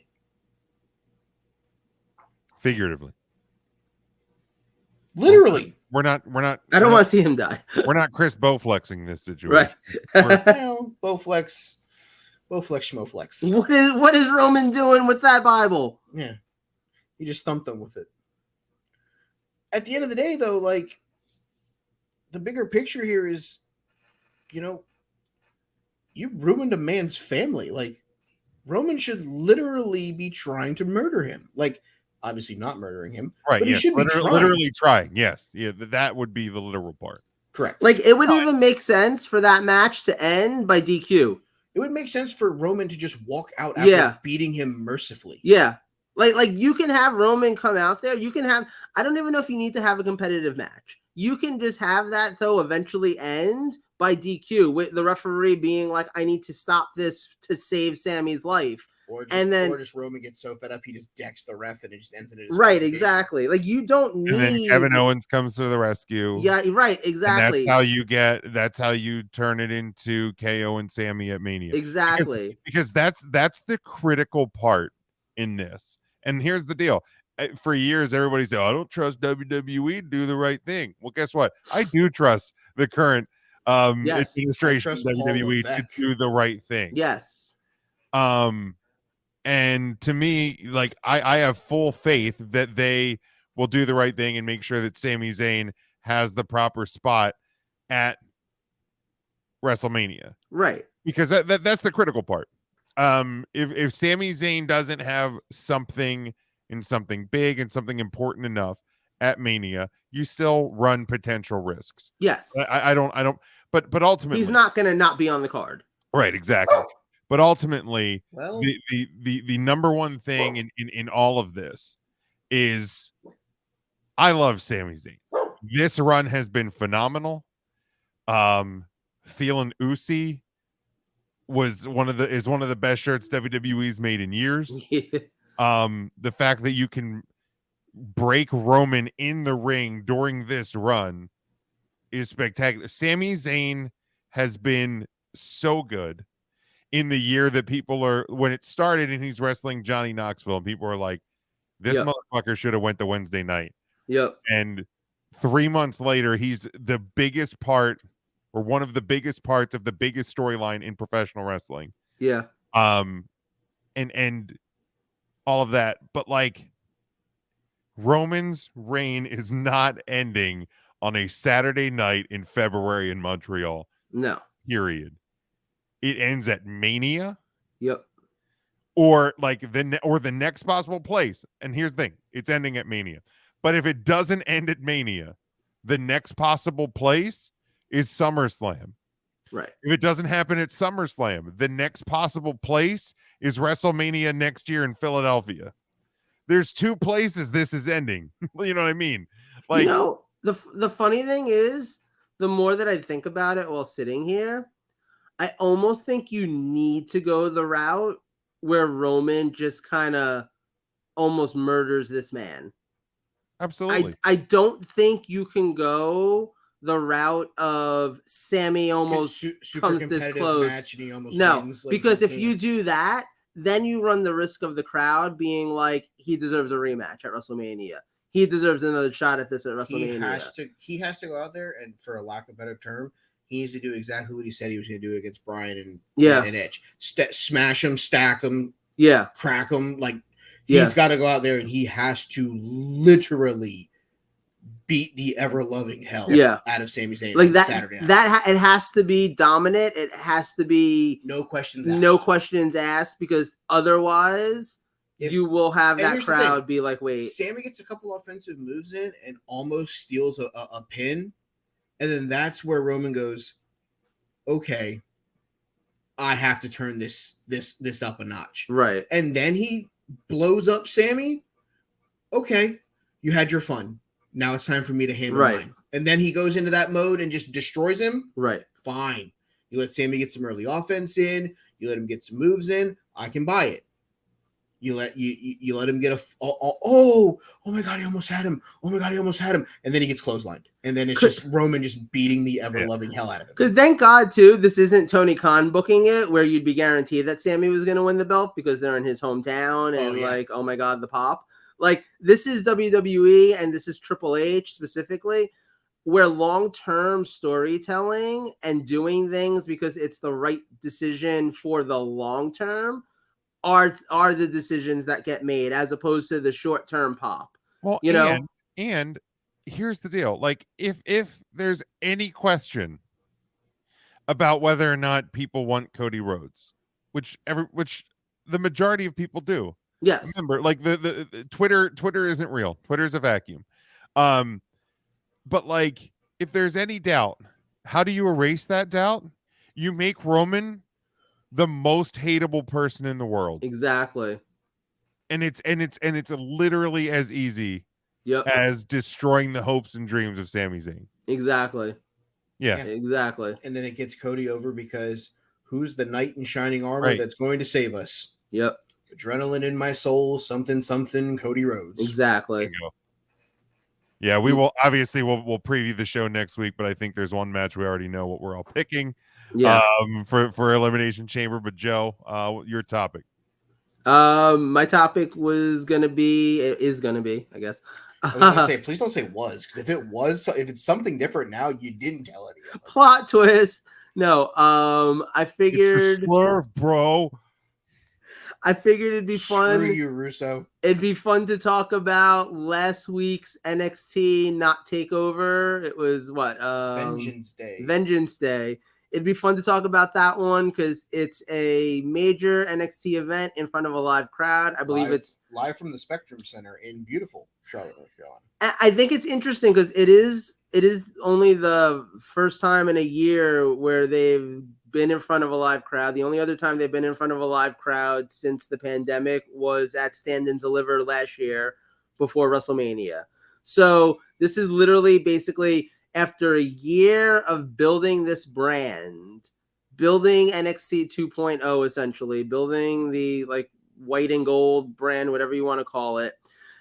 They are now NXT paintball. Right. They're now in front of live crowds again. They're now in front of big arenas again. And now it's hard not to really compare it to the black and gold brand, who used to put on some of the most amazing wrestling shows we've ever seen, quite honestly, with their takeovers. So I thought it'd be fun to kind of talk about this one. We can go over the results and stuff. But also I think it's really important to look at it from the aspect of where does the current NXT roster stand compared to the past and just where they're going in the future? Because now that we've gotten to see them in front of a live crowd and we got to see them in some big matches and stuff, I feel like we can sort of grade a little bit and be like, okay, like, you know, we're coming on kind of that moment where it feels like we're going to get some call-ups.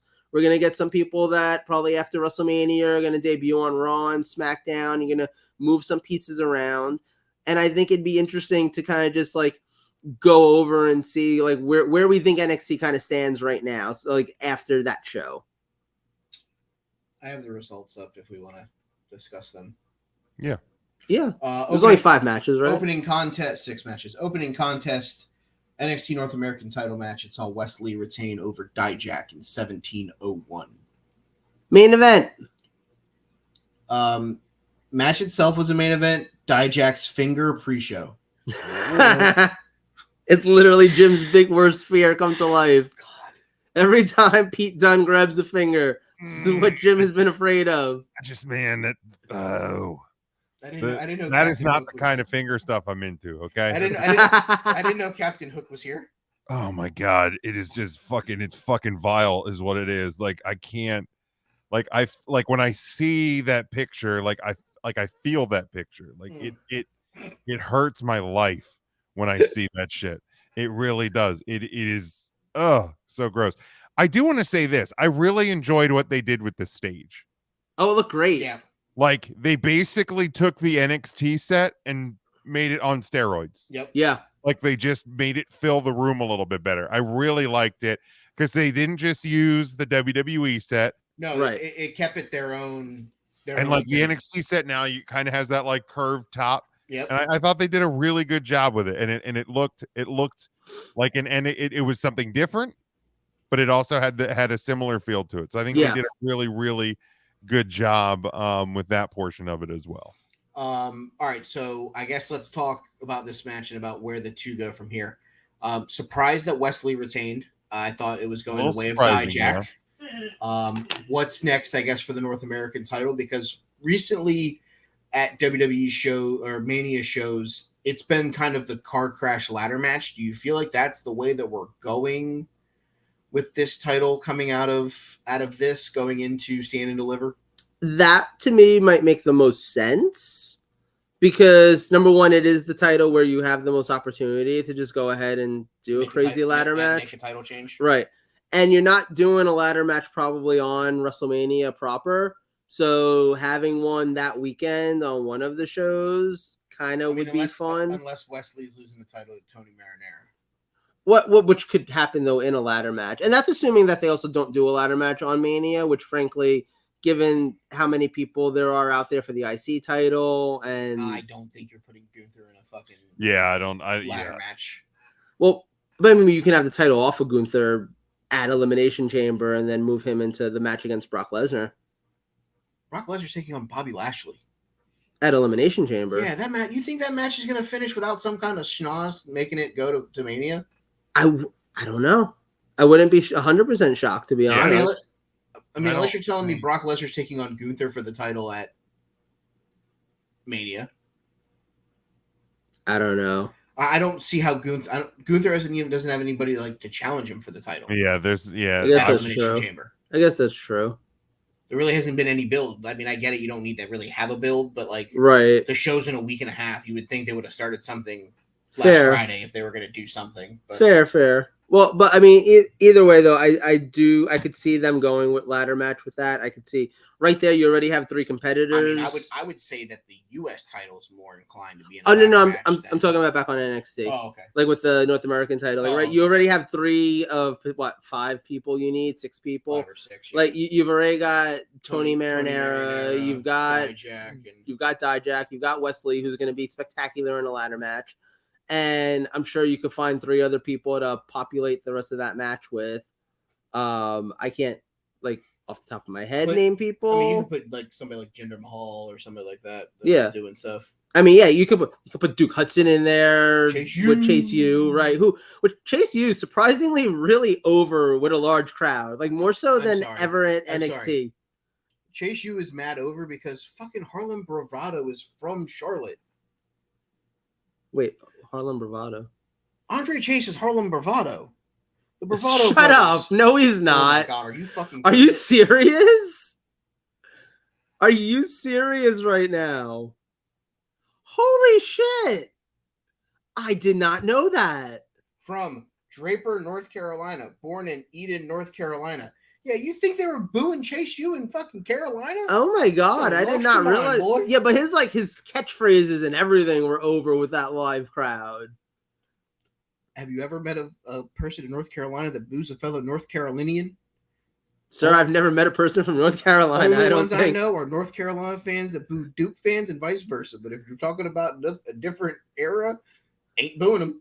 They ain't doing it. What about Petey Pablo? Nope. They're North Carolina. Take your shirt off. Spin around your head like a helicopter. They don't give a fuck. Don't worry, Jim. You're too white for this. But I have no idea what you're talking about. You're like, what's a Petey Pablo? I have no idea who that is. Petey Pablo. He used to be little Papa Pump, right? Oh God. Okay. Second match for the NXT Women's Tag Team Championships. Fallon Henley and Kiana James defeated Katana Chance and Kaden Carter to win the titles in 9 minutes and 20 seconds. So my big takeaway from this match was, holy shit, Chance and Chase might be the best women's... Chance and Carter? Carter, yeah. Might be the best women's tag team that WWE has developed. Like, just as a straight up tag team, like, they have matching gear. They have some great double team moves, some stuff that I've never actually seen before. It was exciting. Like, honestly, the only other tag team that I would have put on that level, they broke up on Tuesday. So yeah, I would honestly, considering, especially since you broke up Toxic Attraction, like, I don't know. I don't need to see these two win the NXT Women's Tag titles again.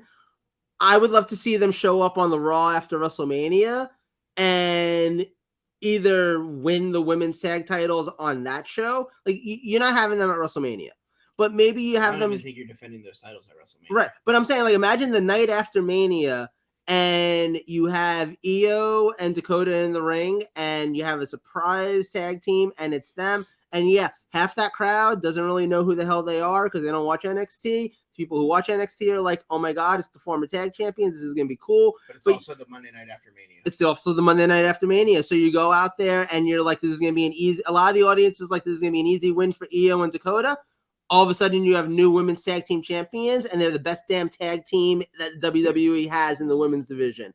I'm all about that right now. Like, they got me super excited for them as a team. The match itself, it was good, mostly because of them. I'm not impressed by the other two women. I'm not impressed by the story that they were telling. But Chance and Carter, did I get that one right? You got that one. I got that one right.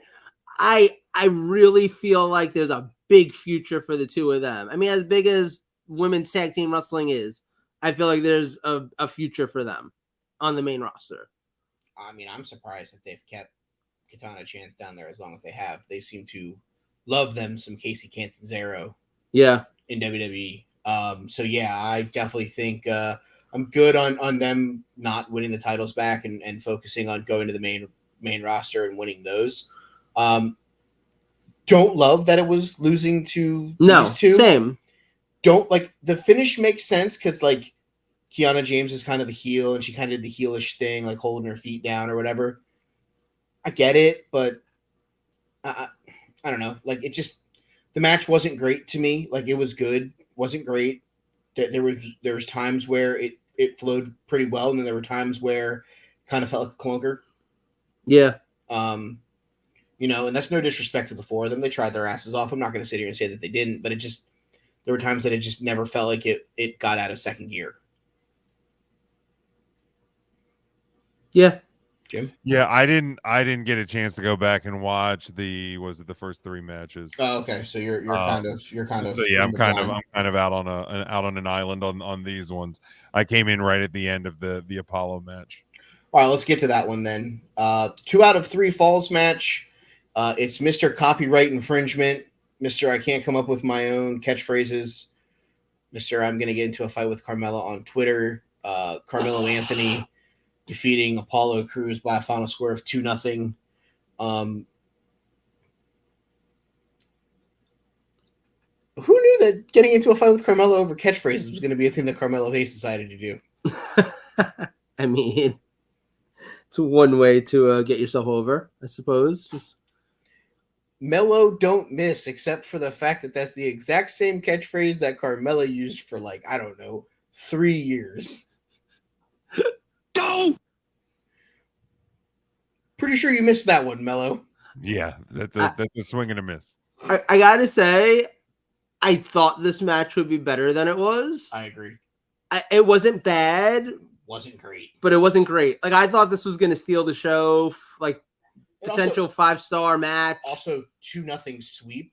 Yeah, that was a weird decision. Apollo Crews looked great. I mean, look, in the ring. Every now and again, you have to have a 2 out of 3 falls match that just goes 2-0. Yeah. Yeah, I can agree with that. I'm not gonna like if literally every 2 out of 3 falls match goes to the third fall, why are we even doing this? Right? Why are we doing the first 2 falls at that point? If it was anyone except for a guy who's held your Intercontinental Championship and been a like pivotal role of your main roster, like, and then for after the match, like it's not bad enough you got swept 2-0. You then get jumped by Dabo Kato, who used to be your bestie when you were like a general. And then I mean, that's a good story going towards Mania weekend, though. Sure. Yeah. But damn, dude, you just lost 2-0 to a guy who's now going to fight for the world title at WrestleMania weekend, and you get stuck with your former commander because you didn't pay the proper bills to the Nigerian embassy or whatever the fuck he's going to decide to make this. Damn, that's a fall from grace. Yeah, and Apollo looked great in that match. Like he looked great in the ring, so it's kind of sad that it's just like, all right, guess he ain't really doing anything like that. I don't know. That's my only thing. It's like you literally like had this guy like, and I like Carmelo Hayes a lot. I think he might. How can this be a thing? I think I don't have. Sorry, I have on NXT and. Like old NXT, super young Enzo Amore and Big Cass came out, and they were talking, and out comes Brodus Clay. Big Bill. Sorry, Big Bill. Out comes Brodus Clay and A-Train, aka Tons of Funk. My God. But like, thing sucks. The thing I'll say about Carmelo and Hayes right now, that wasn't even a joke. The thing I'll say about Carmelo Hayes right now is it feels like he sells too much. And I feel that might be weird. For a guy who won 2-0, he did a lot more selling than I thought. Yeah, like I feel like you need good selling. Like obviously, like Dolph Ziggler is an example of someone who's sells really well. Like you need good selling. You need to convince me that like, hey, like these things do continue to linger and hurt.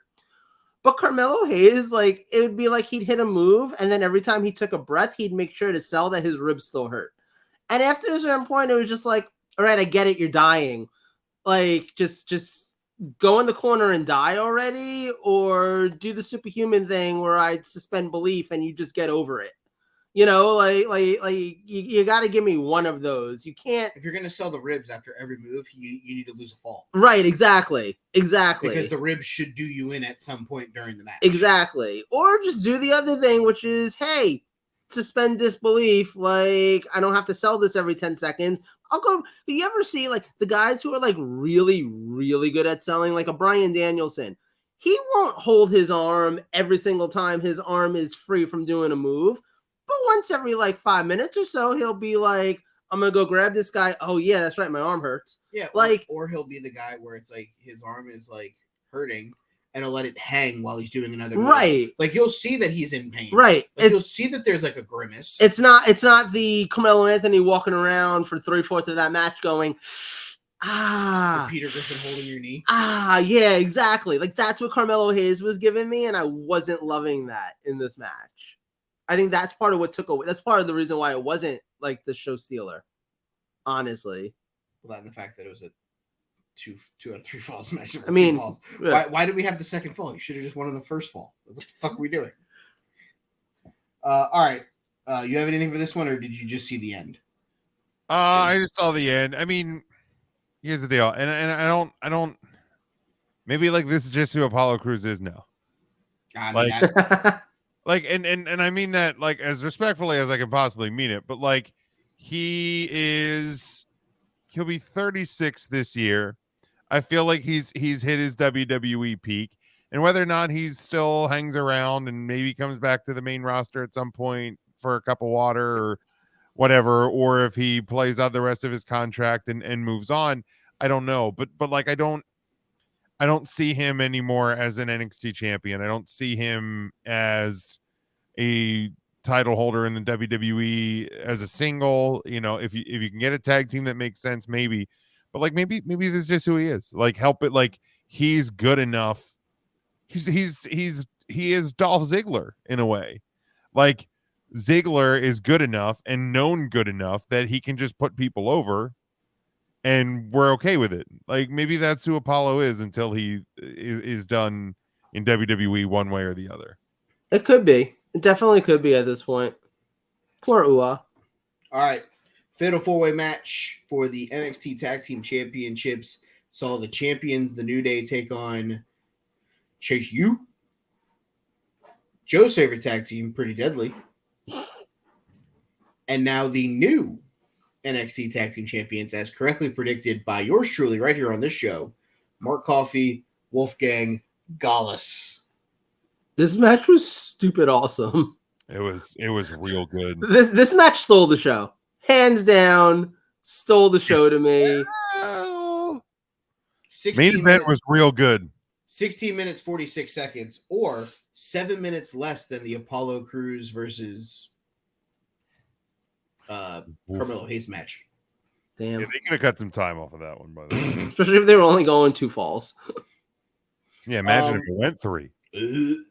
I love this tag match though. The only thing that could have made this tag match better is the Creed brothers. If you had worked them into it somehow, I would have been here for it. Yeah, I'd have been okay with that. Because they did so many great spots. They told so many great little stories throughout that match. Everything about it flowed perfectly. And the thing is, it's like you had great in-ring work and then you had great character work. Like Pretty Deadly, and you jokingly say like they're my favorite team. Sometimes I watch their matches and I'm just like, no, I can't with this. You thought I was joking? I literally thought they were your favorite team. They're not. Yes, boy. Like they come out. I'm an S Boys man. They come out and Spadudios. Thank you. So like they come out and sometimes with their matches, I'm just like, this is too much. In a match like this, it was the perfect amount. Right. You know, like it was the perfect amount of comedic fodder to all the rest of the action, you know, and even like I said, Chase U, who to me, when I watch NXT, like the weeks here and there, when I watch NXT, I cringe when Chase U is involved. You know what NXT is? What? You actually know what NXT is? Yes, I do. I do watch it sometimes, believe it or not, on a Tuesday, especially if I'm at work. But like, I usually cringe at Chase U, and then here I'm like, holy shit, Chase U, they're awesome. Like, what's going on right now, you know? And even with Gallus, like I think this was a great use of Gallus. I think this was a great use of getting them like this tag division might arguably be the best tag division in WWE right now because the other tag divisions are almost not important because they're not doing anything because you can't touch the Usos. Where at least here, you've got a competitive tag division and there's 4 solid teams in this match alone. And even if you want to remove the New Day, but you can add in the Creed brothers, you got some other tag teams flowing around out there. You've got at least, dear God, don't say Indusure. I did not say that. Thank God. But you've got at least like 4 or 5 solid tag teams in this division that any one of them could become the tag champions at any given time. And that's not including the New Day, who I'm assuming probably isn't sticking around after this. Probably. Maybe they lose to Gallus at the next Stand and Deliver because you have nothing for them to do. That's what I'm saying. You don't really have anything to rush them back for because right.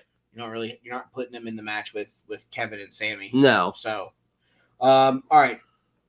Co-main event of the evening, 1442 sees everybody's favorite Roxanne defeat both members of Toxic Attraction, leading to the inevitable breakup on Tuesday night show.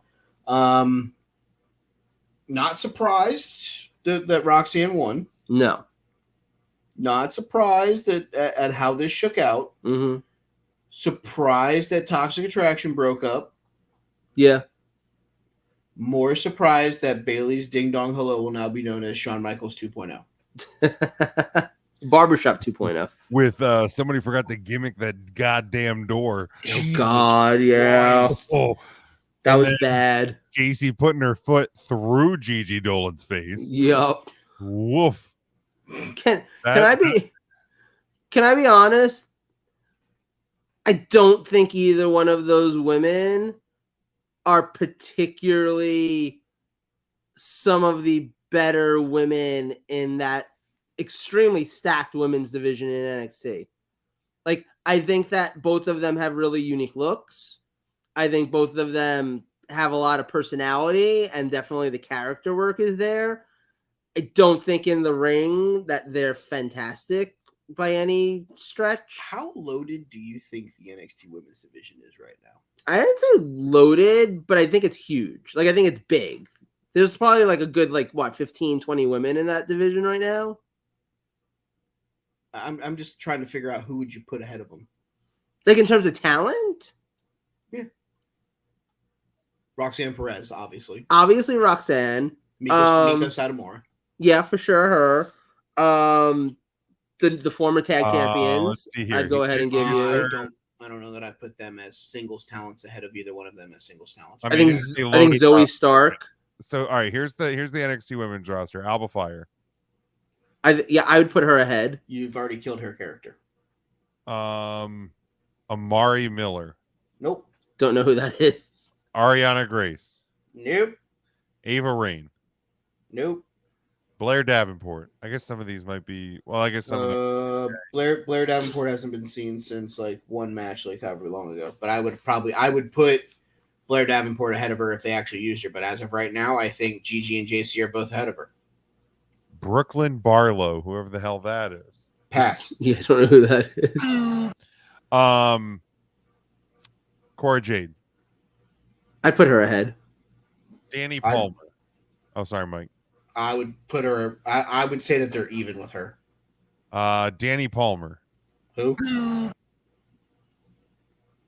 Electra Lopez.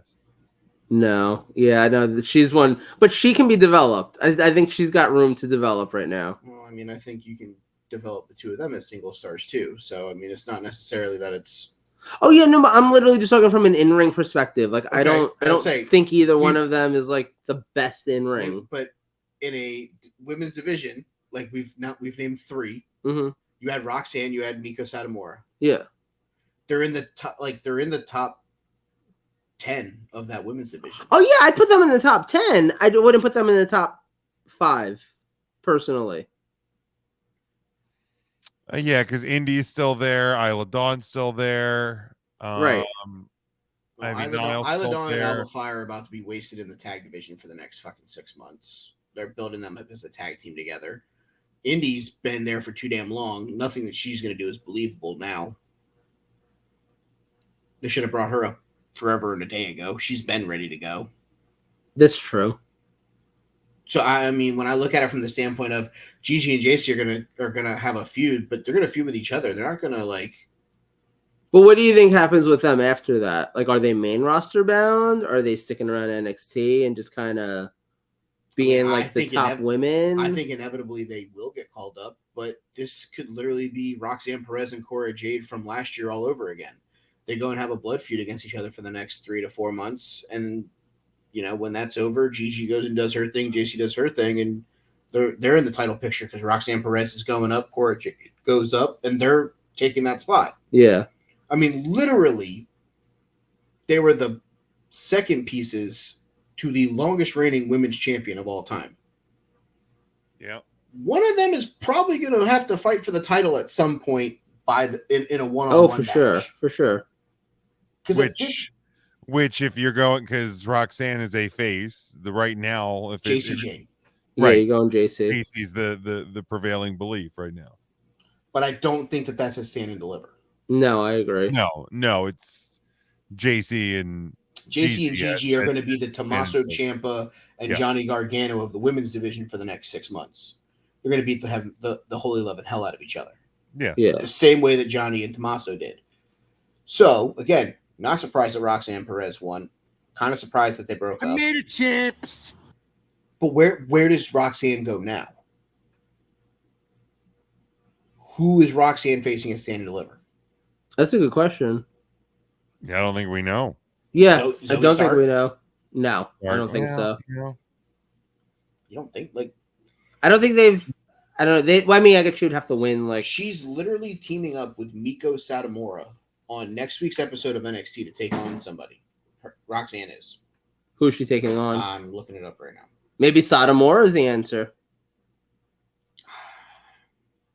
I mean, that's a pretty big match to have on your Stand and Deliver. Didn't they already fucking wrestle though? Did they? I don't know. Pretty sure they already wrestled. I mean, I do think. But I digress. I will say this. I do think that you had to break up Toxic Attraction if you're keeping them in NXT. And or if you're not putting somebody else with them. right. And I think that given what I was just saying about how I feel about their in-ring work, I think NXT is where they still belong. So breaking them up was probably the right decision in my mind, because you don't need them as a tag team anymore in NXT, and don't think they were ready for the main roster by themselves at this point. So like I'm here for it, honestly. And I think if they're given the chance to really deliver a strong match at Stand and Deliver against each other, it could be something. It could be one of the ones we're all talking about that weekend, you know?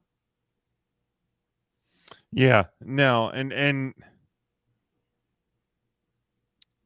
one thing that I could be a little concerned about with the and not that it is necessarily a big deal, because sometimes title matches get overshadowed by other non-title matches, but I feel like the women's match that's going to get the heaviest attention at Stand and Deliver is JC versus Gigi. Yeah. And that's why I say maybe Sakamura is the right answer for who fights Roxanne at that show, because, you know, at least that has its own appeal in its own way. It's a totally different story from what Gigi and JC are saying. You know what I mean? Like, it's a totally different angle. Oh. Miko Satomura and Roxanne Perez versus the former tag champions Katana Chance and Kaden Carter. That's gonna be a hell of a match, actually. It's gonna be a really good match. Yeah. So that's what I'll tune in for that. Is that next week? Yeah. I'll tune in for that. I'm working next Tuesday night, Valentine's Day. Next Tuesday night. All right. Main event of the evening, steel cage match where the only could be victorious via pinfall or submission, no escape. Everybody's favorite Muppet, everybody's least favorite T-shirt. Braun Breaker over Grayson Waller. He got that dog in him. Dog. He's got something in him. I don't know if it's that dog. It's so bad. It's awful. It's the worst fucking T-shirt known to man. It's so bad. Post-match, Mello Don't Miss shows back up. We all thought that wasn't going to be the main event at Stand and Deliver. I guess we're wrong. Yeah. We were wrong. Yeah, we were wrong on that We one. we be wrong. My bad. Yeah. My bad. Yeah, That's a we bad. That's all of us. That's all of us being I don't necessarily know that I hated the stipulation being changed to pinfall only. No, I liked it. I hated that they did it during the show. Yeah. Yeah.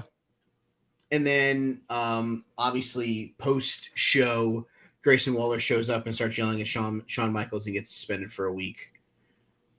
Basically trying to pull back the old layers here of Shawn Michaels being the Booker man on NXT. Like, so, okay, real question here. I know we're running high on time at this point, so but yes. Okay. Who is more ready for the main roster, Grayson Waller or Braun Breaker? Carmelo Hayes. Just making up my own answers at this point. I mean, for their Grayson act, Waller. Yeah, I was gonna say, I think so. I agree. For their act, I think it's Grayson Waller. I agree. I think I could see him on Raw right good. now. Could you imagine He's a tag team so with him and good. The Miz?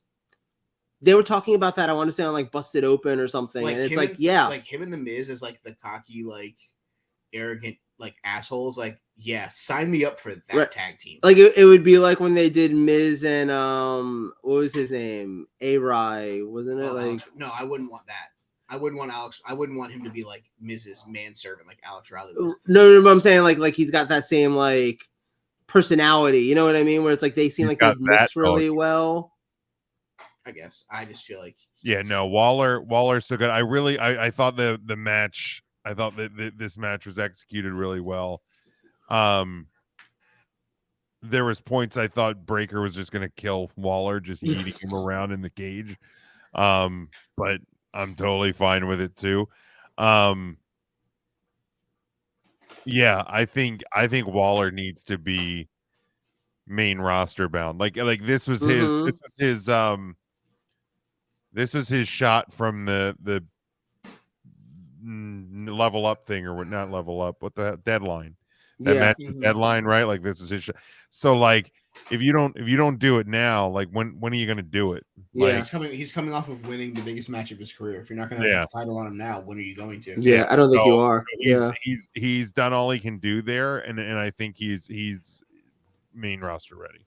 Yeah, I agree, and more so than Braun. 100% more so than Braun. I feel like Braun is already a WWE superstar, but he is unbelievably unpolished. Yeah. It's almost Braun's an interesting situation because I do feel like you have to move him up to the main roster like after WrestleMania, but I don't know what you really do with him other than give him the Goldberg win streak and then like, well, where do you eventually go with that? You know what I mean? I would do the exact opposite of that. Just have him losing? No, I just wouldn't give him the Goldberg streak because look at fucking Cargill, Jade. Like, what the fuck do we do now with her? She has a title. What are we supposed to do? Like, no, you let him go up there, and you know what you do with Braun Breaker? You do something you've never done with him before. You turn him heel, and you put him with fucking Alpha Academy. Let him fucking be a wrestler. Like, let him go up there and work with guys like Chad Gable and Otis. Oh my God, Braun Breaker and Alpha Academy would actually be awesome. Could you imagine Braun Breaker trying to talk, and you just hear Chad Gable go, "Shoosh, yeah, shoosh, please," like as he's trying to say stuff. Yeah.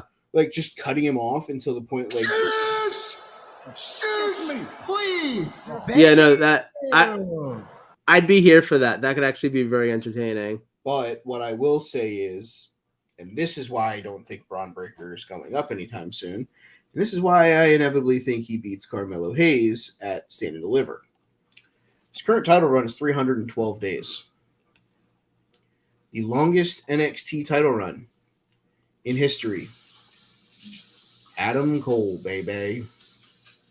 390 days. Why not have him beat it? I don't know that this title run has another like 3 months in it. We didn't think it had another 3 months in it 3 months ago.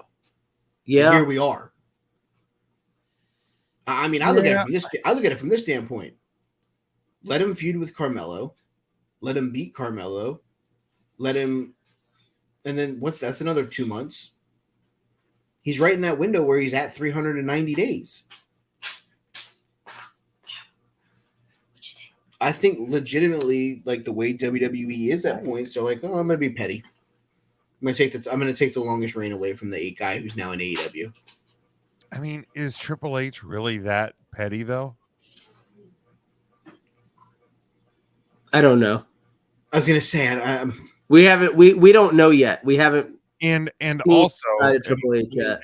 And also with Triple H, like if you're gonna want to sign, because you're in contract years for a lot of AEW guys. If you want to send a positive message across the bow, why would you blatantly extend a title reign that is kind of expired or at least past its best by date, just to beat the record of a guy who's on the AEW roster? You're never going to come out and say that's the reason why you did it. Right. But Braun Breaker, longest reigning NXT champion of all time, and then he gets called up. Hello, Asuka being undefeated and getting called up and then going on a fucking gargantuan run. Yeah, but I mean, I think that it's. I mean, especially if Carmelo Hayes isn't long for the NXT World either. Why are you going to put the title on him and then have him lose it to somebody a month later? no, I get it, but I just I don't know.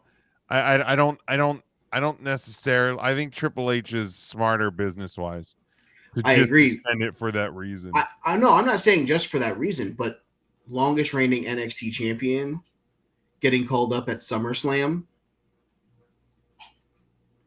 sounds a little bit better than. Well, he had the second longest title run in NXT history, and now he's getting called up to the main roster. And what are we going to do with him? Because I don't even know you know what you're doing with him. I don't think that matters. SummerSlam's in Detroit. The Steiners are Michigan boys. You have new WWE Hall of Famers, the Steiner brothers, in attendance at SummerSlam. Somebody starts fucking with Rick, and who comes to his aid? His kid. That's when you call him up. That's why I'm saying.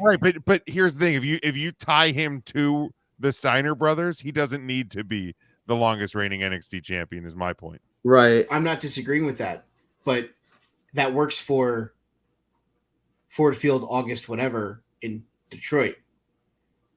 So then coming out of it, Rick Steiner's son, also longest reigning NXT champion. It gives him more than one thing to stand on because now if he comes in to save his dad, if you don't watch NXT, you're like, oh, look, that's Rick Steiner's son.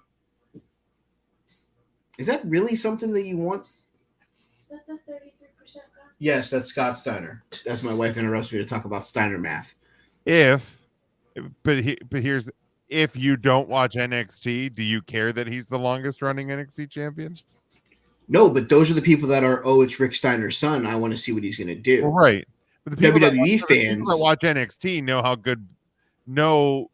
I was going to say, please reword that because he's not good. Well, they know how good his title run has been. Sure, he's had good matches. I don't necessarily know that I'm ready for a Braun Breaker main card run. That's my point. Like I don't even separating the Triple H Petty storyline aside, I don't think Braun needs to be the longest running NXT champion.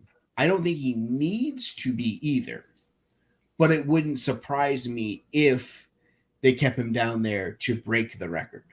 I mean, I wouldn't say it would surprise me either, but like in a Vince McMahon, if he was at 200 days, and I'm sitting here telling myself, how's he going to get through 4 or 5 months of a title run that's already past its best by date? Then we wouldn't be having this conversation. But the fact that he's within 2 months, like 2.5 months, you're going to kill 2 of it before you even get to WrestleMania weekend. Yeah. So it's like, what's him keeping the title for 45 days and losing it at the next PLE after Stand and Deliver? Yeah, that's fair. I mean, that's all I'm saying. Either way, I mean, I don't think he needs the record, but you know how much WWE loves to tout quote records. It's just what they love to do on social media and did you knows and shit like that they do on Raw all the time. So it wouldn't put it past me if that was what they did. But because I also don't necessarily know that you put the title on somebody like Carmelo Hayes who's ready to get called up to the main roster. Well, I mean, we know that he is main roster ready, but when he is being called up to the main roster is unknown. So if they're not planning on calling him up anytime soon, give him the title run. Correct. He wins. I think if he walks out of Stand and Deliver with the title, Braun is going up. If Braun walks out, I think Melo's going up. I'd agree with that. Yeah. So it's almost like the loser gets the promotion. Yeah. Anything else out of Stand and Deliver before we move to Wrestlers of the Week? No, it's a fun show, and I hope their premium live events are in non-performance center venues moving forward.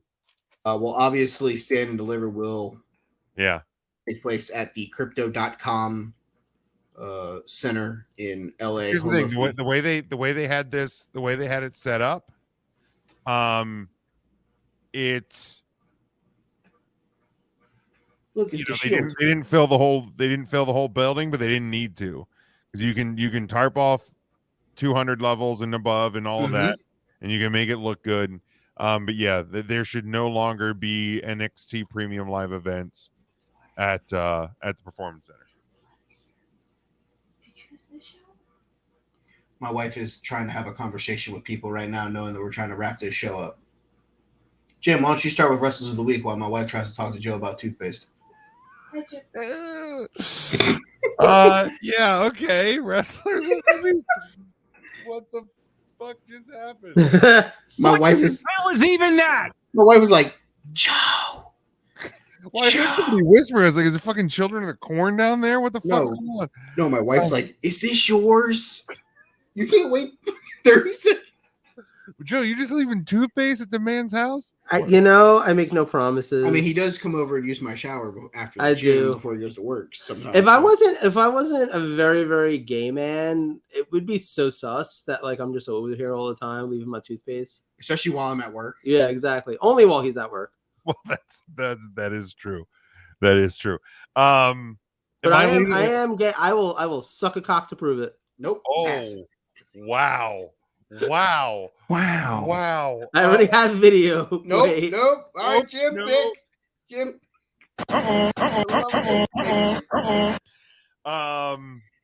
Let's start with new NXT Tag Champions Gallus.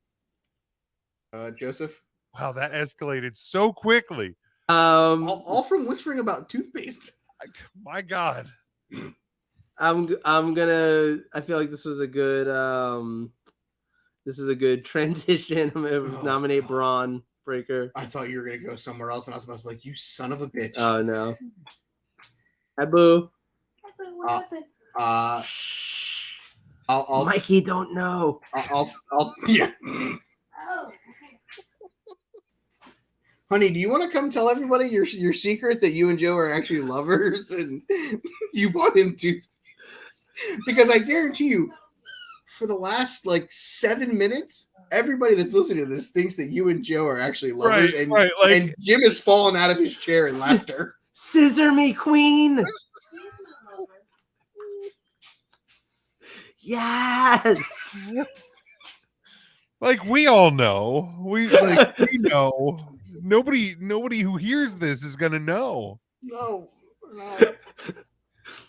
We're really not. I really want a t-shirt that says Scissor me, queen. New shirt coming up to our TeePublic store soon. Scissor me, queen. The hell. I'm taking Roxanne Perez. Good. Okay. Good. I will take the new NXT Women's Tag Team Champions, Kiana James and Fallon Henley. James and Henley. Ooh, Joseph. actually, no. Can I change mine? Mine? Yep. Go ahead. For that fucking promo on Monday, it is storytelling to a T. Give me Cody Rhodes, man. Adrenaline. So in good. My soul. Something. Cody Rhodes. I got my new Nightmare Narcotic T-shirt in the mail this week. I'm so excited. Is that? Can you find that on the same aisle as Mountain Dew Pitch Black? Dude, don't get me started on the pitch. I had one with dinner tonight. So I drank one. I got a 6-pack of them for the Rumble. Yep. We drank them. I thought it was maybe just the adrenaline of Cody Rhodes that was making me feel like I was gonna... You thought it was the narcotic. So then this week, at lunch one day this week, I drank one of the Pitch Blacks, and I'm sitting there in the afternoon, and I'm like, I feel like my insides are going to burst out of my body. I was like, what the fuck? So I look at it, 64 grams of sugar in the one fucking bottle of this guy soda. And I'm like, this is literal. This is not okay. This is cocaine. Like I told my team, because I'm in a team video all day, and I go, look, if I go down, like, this is why. Can you like call somebody, please? Like, I've literally turned to coworkers at my job where they'll be like, what are those energy drinks like Celsius or like whatever? They'll be like, I'm on my 5th one today, and I'd be like, Jesus Christ, fucking do 3 lines of Coke. Like die. Like stop doing that. Just do 3 lines of Coke. At least you won't die from diabetes. I drank a Pitch Black tonight. Ooh, I have that's one. That's why more. you're glowing in the dark. I have one more in my fridge, and I'm probably just gonna pour it out. I can't do that to myself again. Pour it out for your homie Naomi. Just dump one out. But yeah, Cody Rhodes is my All right, Joseph, your last selection. I mean, like they won the tag titles, right? Like you gotta nominate. Yeah, you get the scraps. You gotta nominate the Ass Boys. You could take the new NXT Women's Tag Champions that I just deselected. No, I'll take the Ass Boys. Oh no, I hate that. You don't have to rank them at the end of the month. Horrible. Oh, I will not. I will certainly not. Horrible human being. I can promise that. The worst part was The whole thing sucks. Thank you, intern Mark. I thought he was going there shortly after commenting about having a video of him doing whatever he said prior. He's like, this is a good transition. And I'm like, no, it's not. Oh, boy. Bring a towel. Yeah. When he literally was like, it's a good transition, I was like, oh my God, no, it's not. Stop it. Oh, boy. Stop it. Stop it. I'm going to actually take the man who retained his North American title. Give me Wesley. All right. So again, picks for this week. I have Roxanne Perez and Wes Lee. Joe has Braun Breaker and the Ass Boys. That's a hell of a fucking. that's a hell of a nominee. 6-man tag team champions right there. The whole thing sucks. And Jim has Gallus and Cody Rhodes. Again, no picks from Ernest as he is on sabbatical. Hopefully we get him back. Maybe even in a stop by and say hello before Mania, so he can be at least around to preview that one. But yeah, so that's Wrestlers of the Week. That's the show. I'm not even gonna fucking ask him after the comments he's made tonight. So Jim, go ahead. Yeah, at Big Jim Sports on Twitter. I got Discussions with a Nobody podcast at DWAN Pod on Twitter. Discussions with a Nobody on Facebook. Just dropped a discussion with a longtime friend of mine that I've known for over 20 years. That hit the feed last weekend. So please check that out. Probably the most fun I've done with that show to date. No offense, EJ. But all offense, EJ. Full offense. Yeah, so please check that out. We also have the Huddle Up Podcast, Huddle Up Podcast Inc. Huddle Up Incorporated, baby. We have the full array of shows over there. I did just drop the 5 for Fighting yesterday. We had the live show from this week. I'm getting my 5 observations put together for this upcoming weekend, and then we have our last live show of the season coming up on Tuesday night, 8 o'clock, Facebook, Twitter, and YouTube at Huddle Up Podcast. All of these shows, hit the link tree in the social medias. It's where you'll find all the podcast feeds and YouTube channels and all that. Then, of course, 3CT, a really, really good episode this week. I wasn't there. Mark wasn't there. Matt wasn't there. It was just Ryan and Tim, but they did welcome Christopher Dreisbach, who is local here in Central PA and is working with Three Legacies Wrestling, which is Ricardo Rodriguez, his independent wrestling company. But also there's an event on the 17th in Lancaster, a night of recovery. Dirty Dango, Ricardo, and Sean Waltman will be there speaking their story about recovery. So check that out. Check the episode out.